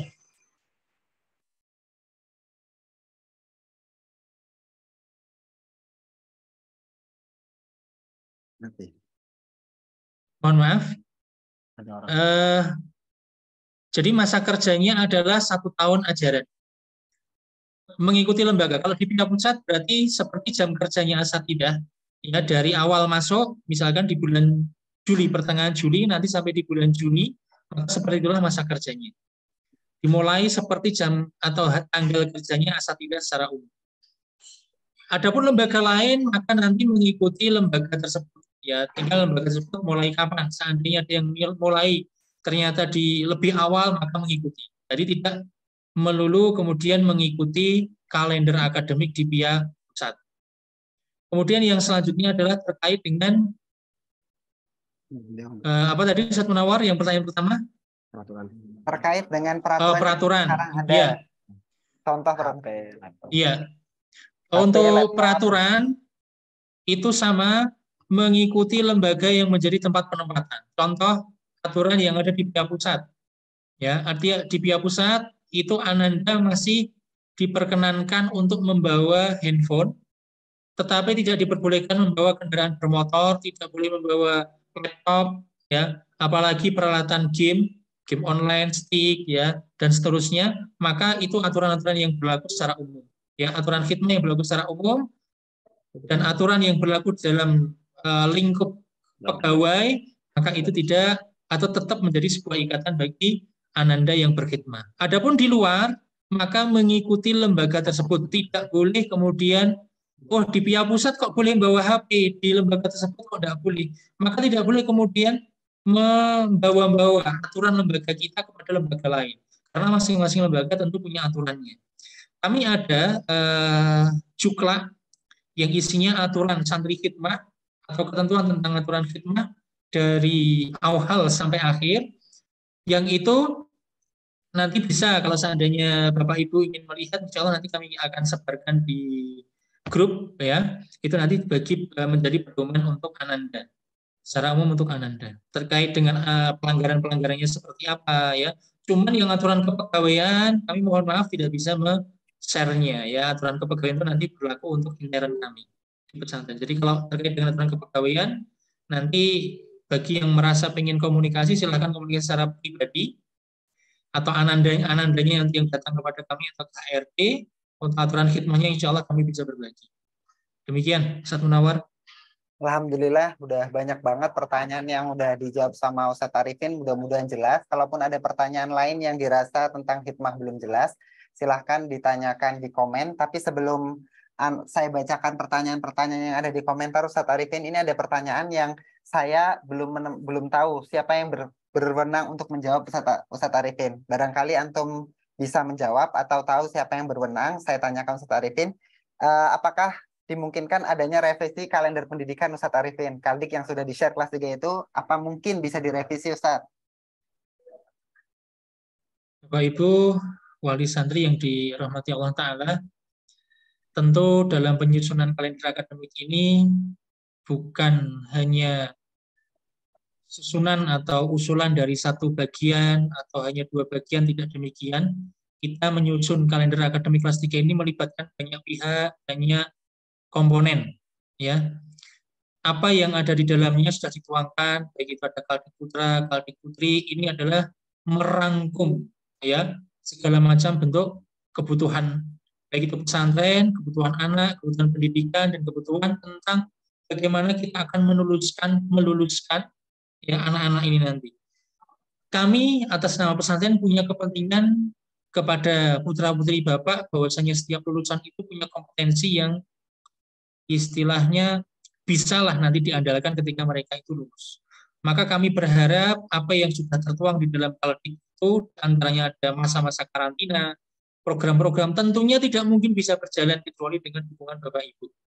Seandainya mungkin ada masukan, kenapa Ustaz tidak diliburkan langsung setelah libur Ramadan 12 begitu ya? Maka kami di situ punya kepentingan, ya, dengan adanya khidmah opsional ini. Dan mungkin masukan-masukan kepada pesantren terkait dengan alumni-alumni lulusan yang memiliki ya tidak seluruhnya siap maju ke mimbar, tidak seluruhnya mungkin punya karakter yang sudah mapan begitu ya, maka kami punya kepentingan untuk setidaknya ini yang bisa kami lakukan, kami usahakan untuk membina putra Bapak Ibu semuanya sebelum lulus begitu. Jadi mohon apa yang sudah disampaikan di dalam Kaldik tersebut untuk kita dukung bersama-sama, untuk kita support bersama-sama. Tidak ada yang santri kemudian merasa wah ini kok harusnya kita liburan seperti kakak kelas kita dulu gitu ya, Ramadan 12 gitu. Ini mungkin hanya mohon maaf ya hasrat-hasrat anak-anak kita yang mungkin pengen nyantai, pengen mungkin lebih ya mungkin ada satu dua keinginan baik di sana, mungkin ingin hafalan, mungkin ingin fokus studi lanjut dan seterusnya. Namun kami ingin menggabungkan semua kepentingan itu dengan Kaldik yang sudah tersusun tersebut. Jadi insya Allah itu yang sudah berusaha kita maksimalkan untuk menyusun agenda kelas 3.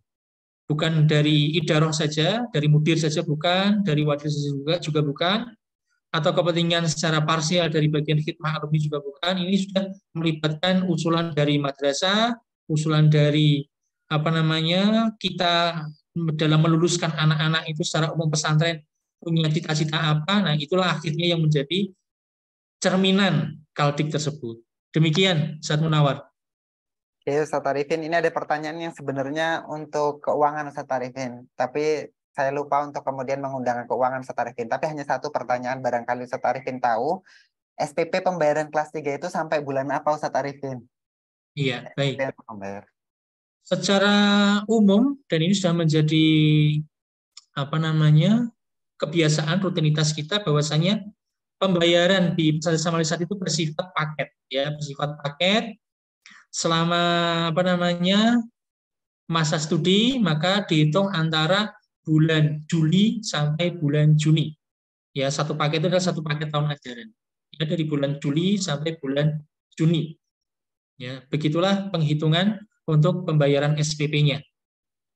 Jadi apa yang kita berikan selama ini kepada alumni-alumni yang sebelumnya, tetap Ananda dibebani dengan SPP tetap sesuai ketentuan ya dari awal, yaitu SPP dari bulan Juli sampai Juni. Demikian.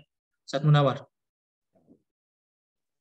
Satu pertanyaan lagi Ustadz Arifin, ini terkait dengan kelanjutan santri-santri kita Ustadz Arifin. Ini pertanyaannya adalah, kira-kira kalau santri mau melanjutkan studi Ustadz Arifin, itu negara mana aja selain Saudi yang cocok untuk santri Al-Irsyad Ustadz Arifin? Dan gimana pengalamannya? Sama terakhir, selama ini Ustadz Arifin, bidang apa saja yang ditekuni oleh para lulusan Al-Irsyad saat ini Ustadz Arifin? Ustadz Arifin kan juga membawahi bagian khidmah dan alumni ya Ustadz Arifin ya. Barangkali Ustadz Arifin punya arahan atau punya info terkait hal ini.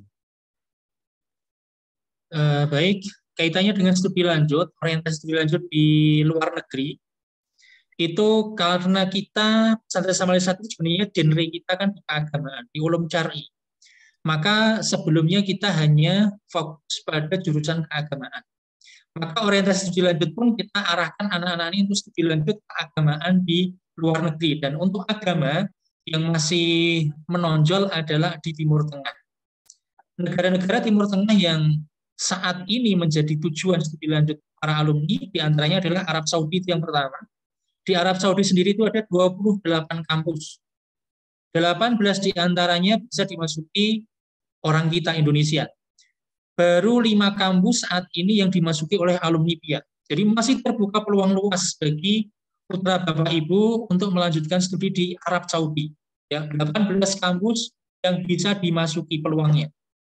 Dan itu semuanya beasiswa, free, gratis, termasuk biaya transportasi, pendidikan, dan seterusnya. Arab Saudi itu yang utama. Ya, bukan hanya Universitas Islam Madinah saja, tetapi banyak sekali kampus di Arab Saudi.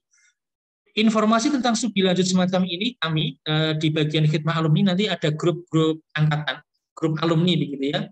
Grup alumni misalkan angkatan 32 nanti setelah mereka lulus, mereka akan kita buatkan grup.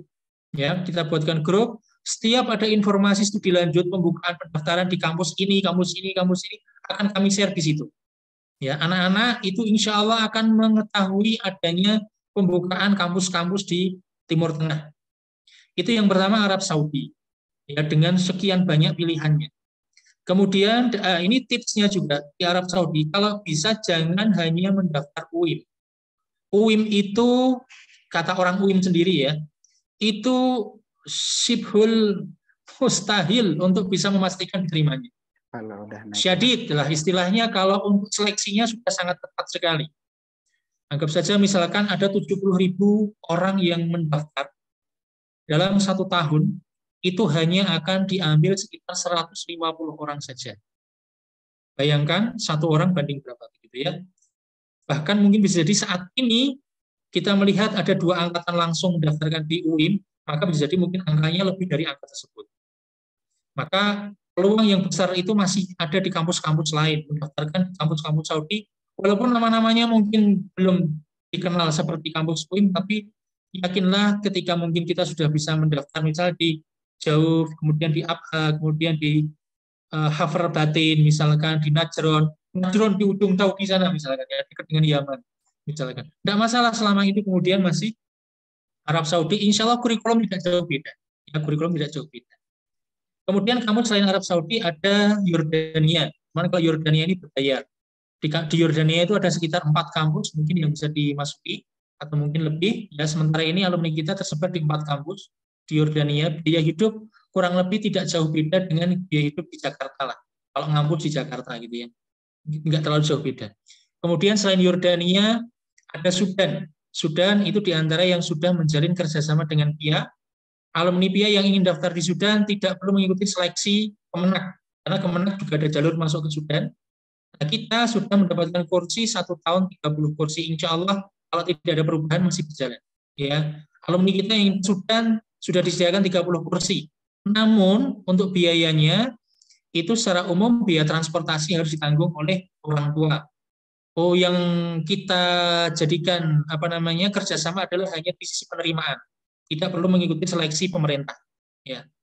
Untuk pendidikan itu di tahun-tahun sebelumnya atas itu kita masih free, namun di akhir-akhir ini sudah mulai karena kondisi politik ya, kondisi Sudan itu akhirnya menjadikan kadang ada dimintai biaya, gitu ya, biaya untuk pendidikannya. Kemudian selain Sudan ada Mesir, ya Mesir dengan plus minusnya di Mesir ya, itu juga menjadi sasaran studi lanjut alumni kita. Kemudian ada di Maroko, juga ada di Tunis, ada di Turki juga ada, kemudian di Kuwait, Yaman, lanjut lagi untuk yang Timur Tengah. Sementara itu mungkin yang alumni-alumni kita tersebar di Timur Tengah. Ada juga di Qatar, mungkin belum saya sebutkan, di Qatar juga ada. Namun negara-negara yang semacam ini masih sangat sedikit, ya, dan mungkin tantangan lingkungan, ya, tantangan lingkungan, kesejalanan cara berpikir, cara beragama mungkin juga perlu difahami oleh Bapak, Ibu, dan Ananda. Ya, tidak semua kampus agama itu kemudian mulus-mulus saja, lempeng lingkungannya begitu ya. Tidak mesti, dan apa yang disampaikan di kampus juga demikian. Maka anak-anak ini harus dibekali dengan filter yang kuat gitu ya, memilih lingkungan yang baik, berteman dengan kawan-kawan yang soleh, ini harus dijaga. Selain kampus tadi, ada kampus-kampus yang luar Timur Tengah, diantaranya ada Singapura, Malaysia, Brunei, Jepang, Prancis, Australia, itu yang menjadi sasaran alumni kita. Rata-rata untuk kampus-kampus yang ini itu biasanya karena mungkin orang tua mungkin ya sudah punya jalur atau punya relasi atau punya kerabat gitu. Karena kita memang belum punya jalur resmi untuk ke kampus-kampus tersebut ya, rata-rata kampus-kampus umum ya, seperti di Jepang ini mengambil teknologi pangan misalkan ya, atau mengambil kimia gitu ya. Kan ada alumni kita dulu yang mengambil PMDK di kampus negeri Indonesia, kemudian melanjutkan S2-nya di Jepang, ngambilnya kimia kalau tidak salah. Satu lagi ada kampus yang sekarang belum dijamah oleh alumni kita adalah kampus umum Timur Tengah, ya, yang menggunakan pengantar bahasa Inggris, dan itu juga sudah terbuka beasiswa di Arab Saudi. Ambil contoh di Madinah sendiri, UIN, itu ada jurusan-jurusan teknik dan sains itu bisa menjadi alternatif. Tetapi memang menggunakan pengantar bahasa Inggris. Maka TOEFL nanti menjadi syarat utama untuk ujian masuknya. Juga kampus-kampus yang lain di Arab Saudi selain UIN juga sudah banyak jurusan-jurusan umum sudah terbuka untuk orang Indonesia. Jadi misalkan Bapak Ibu ingin menghendaki kuliah jurusan teknik, kuliah jurusan komputer, sains gitu ya, maka itu bisa menjadi alternatif selain kampus dalam negeri. Ya, memang harus punya bekal bahasa Inggris yang kuat. Itu mungkin sementara untuk orientasi studi lanjut, Ustaz Munawar. Ada yang keluput nggak, Ustaz Munawar? Nggak ada yang keluput insya Allah, Ustaz Arifin. Cuma ada pertanyaan yang masuk di chat, Ustaz Arifin. Sebenarnya tadi dengan penjelasan yang Antum sampaikan sudah tercover, tapi barangkali butuh penjelasan sedikit, penekanan, Ustaz Arifin. Ini ada pertanyaan di chat. Bagaimana dengan jam kerja santri khidmah, Ustaz Arifin? Apakah ada jam kerja pasti, semisal 8 jam? Atau tidak ada jam kerja yang diatur sehingga 24 jam harus siap terus, kapan dibutuhkan dia harus siap? Sebab kalau santri diminta 24 jam harus siap, dia yang ingin menyelesaikan fokus hafalan jadi nggak punya waktu, Ustaz Arifin. Ya. Kalau di pihak pusat itu ada jam kerjanya, ya. Tergantung posisi khidmah sebagai apa. Misalkan khidmah di bagian TU, maka jam kerjanya adalah jam 7 sampai jam 15.30. Jam kerja di bagian maktabah, maka ada opsi di situ ya, ada jam kerja pagi atau jam kerja siang. Mungkin khidmah di bagian pengasuhan, maka jam kerjanya dari siang sampai malam, nanti ditambah pagi. Itu jam kerja di pihak pusat. Jam kerja di lembaga-lembaga lain mungkin menyesuaikan. Ya, ada lembaga yang memang mereka menerapkan jam kerja siap setiap waktu. Kalau bahasanya yang bertanya tadi mungkin 24 jam, sebenarnya juga tidak murni 24 jam ya. Tetapi siap setiap waktu itu adalah keberadaan Ananda ini di pesantren, ya, ketika nanti dibutuhkan sewaktu-waktu maka siap sedia. Insya Allah tidak perlu khawatir Bapak Ibu, akan tetap ada jam libur atau hari liburnya. Ya, setiap waktu itu misalkan kita lihat sebagian ma'had, sebagian pesantren yang menerapkan kewajiban pengabdian itu, mereka menamakan pengabdian itu dari bangun tidur sampai tidur kembali.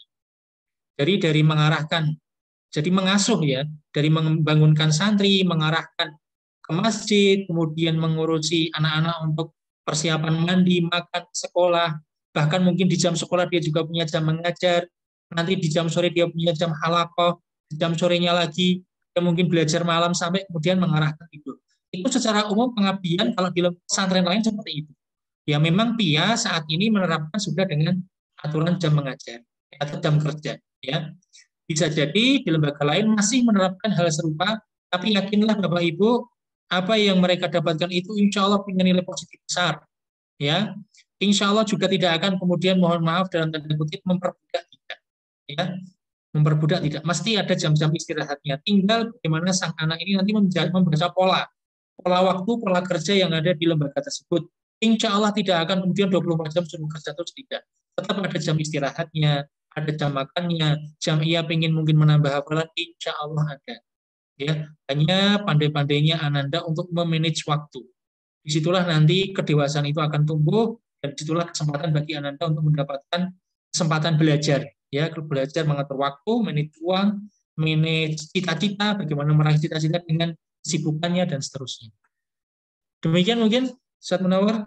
Masya Allah, Ustaz Arifin, Sukron, Jazakallahu khairan. Sudah banyak banget info yang kita dapat ya dari Ustaz Arifin terkait hikmah. Ini kebetulan sebenarnya jadwal kita Ustaz sampai jam 11:30 Ustaz.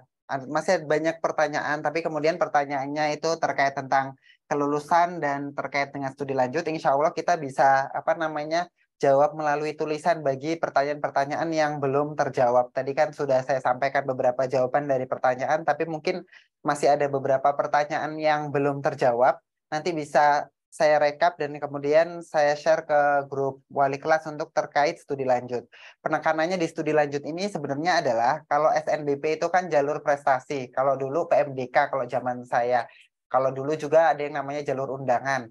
Nah, jalur ini itu ditempuh oleh anak-anak yang kemudian secara nilai rapot dari rata-rata itu masuk dalam kuota. Ada kuota 104 dan kemudian kemarin tadi juga sudah di-sharekan siapa saja yang berhak mengikuti itu. Kemudian santri yang berhak mengikuti itu kalau mau lanjut berarti konsekuensinya adalah ketika diterima harus diambil. Nanti ada tanda tangan hitam di atas putih terkait konsekuensi itu. Jadi kalau diterima wajib diambil. Dan ketika mengambil itu apakah harus selesai sampai lulus kuliah? Tidak, itu ya. Jadi kalau dari kami yang penting sampai tahap registrasi. Dan itu syarat untuk pengambilan ijazah. Itu ya. Nanti santrinya didiskusikan lagi Bapak Ibu dengan santrinya untuk terkait pengambilan kuota itu ya. Mau lanjut atau tidak sebagai peserta santri SNBP. Kemudian terkait dengan UTBK, bagi santri yang ingin mengikuti UTBK, di situ sudah ada jadwal tanggal 8 sampai 14, kemudian tanggal 22 sampai 28, karena Kaldik sudah keluar ya Bapak Ibu, Kaldik sudah keluar dan kita mengikuti regulasi yang sudah ada. Kemudian santri diizinkan itu berapa hari Ustadz Arifin? Barangkali Ustadz Arifin tahu, santri kira-kira diizinkan keluar berapa hari? Kalau dari kami di tim studi lanjut memang nanti dalam proses pendaftaran Ustadz Arifin, kita rekomendasikan semua santri untuk memilih tempat tes terdekat dari pesantren. Gitu ya. Proses perjalanannya nanti santri diberikan izin melalui rekomendasi kami gitu ya, diberikan izin, kemudian izin ke pengasuhan untuk pergi ke tempat tes dan melaksanakan tes, kemudian balik lagi ke pesantren Ustadz Arifin. Kira-kira ada izin berapa hari ini Ustadz Arifin?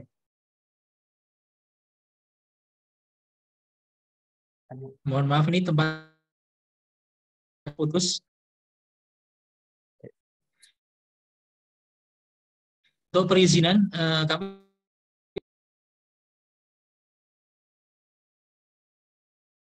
Lagi bermasalah jaringan.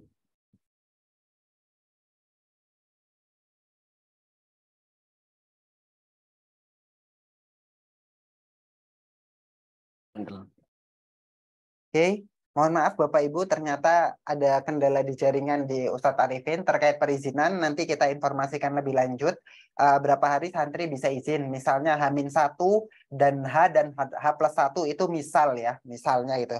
Tapi nanti kita informasikan lebih lanjut. Yang jelas untuk santri-santri yang menginginkan ikut UTBK, berarti nanti prosesnya adalah santri kami berikan izin untuk keluar, untuk perjalanan keluar menuju kampus, apakah didampingi wali santri atau santri mandiri gitu ya, itu diserahkan kembali ke santri dan wali santri ya. Dan tidak ada pendampingan dari kami menuju kampus tersebut gitu ya.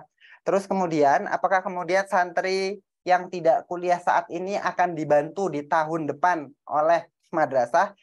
Untuk sementara kita hanya fokus ke santri tahun ini. Untuk tahun depan kemungkinan besar adalah kita sudah menghandle santri kelas 3 tahun depan. Dan asumsi kami, kembali saya ulang, asumsinya adalah santri sudah mendapatkan akses untuk menggali informasi secara mandiri dan secara kedewasaan. Santri juga sudah mampu untuk mendaftar dan mencari informasi secara mandiri. Adapun terkait dengan misalnya yang diminta adalah rekomendasi dan segala macamnya, biasanya nanti akan dikelola dengan tim edu angkatan. Jadi tim edu angkatan biasanya pengalaman sebelumnya mereka masih bekerja sama sampai mereka itu lulus. Setelah lulus pun mereka masih bekerja sama. Gitu. Biasanya info-info akan didapatkan melalui grup angkatan.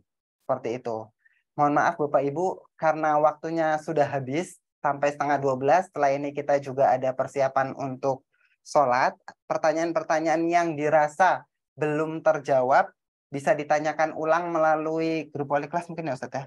Melalui grup wali kelas, kemudian pertanyaannya coba dirunut, nanti wali kelas yang merapikan, dan setelah itu nanti bisa ditanyakan, wali kelas akan menanyakan kepada kami ataupun menanyakan pada Ustadz Ismail, dan kemudian nanti jawabannya akan kita share entah melalui tulisan atau kalaupun dirasa memang dibutuhkan untuk pertemuan kedua, nanti kami bisa bicarakan untuk mengadakan sesi selanjutnya. Mungkin seperti itu dulu untuk sementara karena waktu juga sudah habis, sudah persiapan zuhur.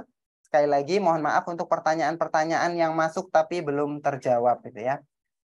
Mudah-mudahan pertemuan kita membawa berkah. Saya sebagai pembawa acara mohon maaf kalau dalam penyampaian banyak hal yang salah. Kemudian kami juga selaku tim mohon maaf kalau memang belum bisa untuk kemudian mengakomodir semua aspirasi dari wali santri dan santri. Kita sama-sama punya spirit yang sama, spirit untuk kebaikan santri, kelulusan semua lulus, kemudian santri semua diterima.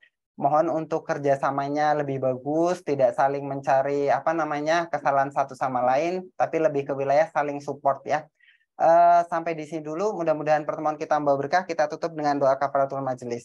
Subhanakallahumma wa bihamdika asyhadu an la ilaha illa anta astaghfiruka. Saya akhiri, assalamualaikum warahmatullahi wabarakatuh.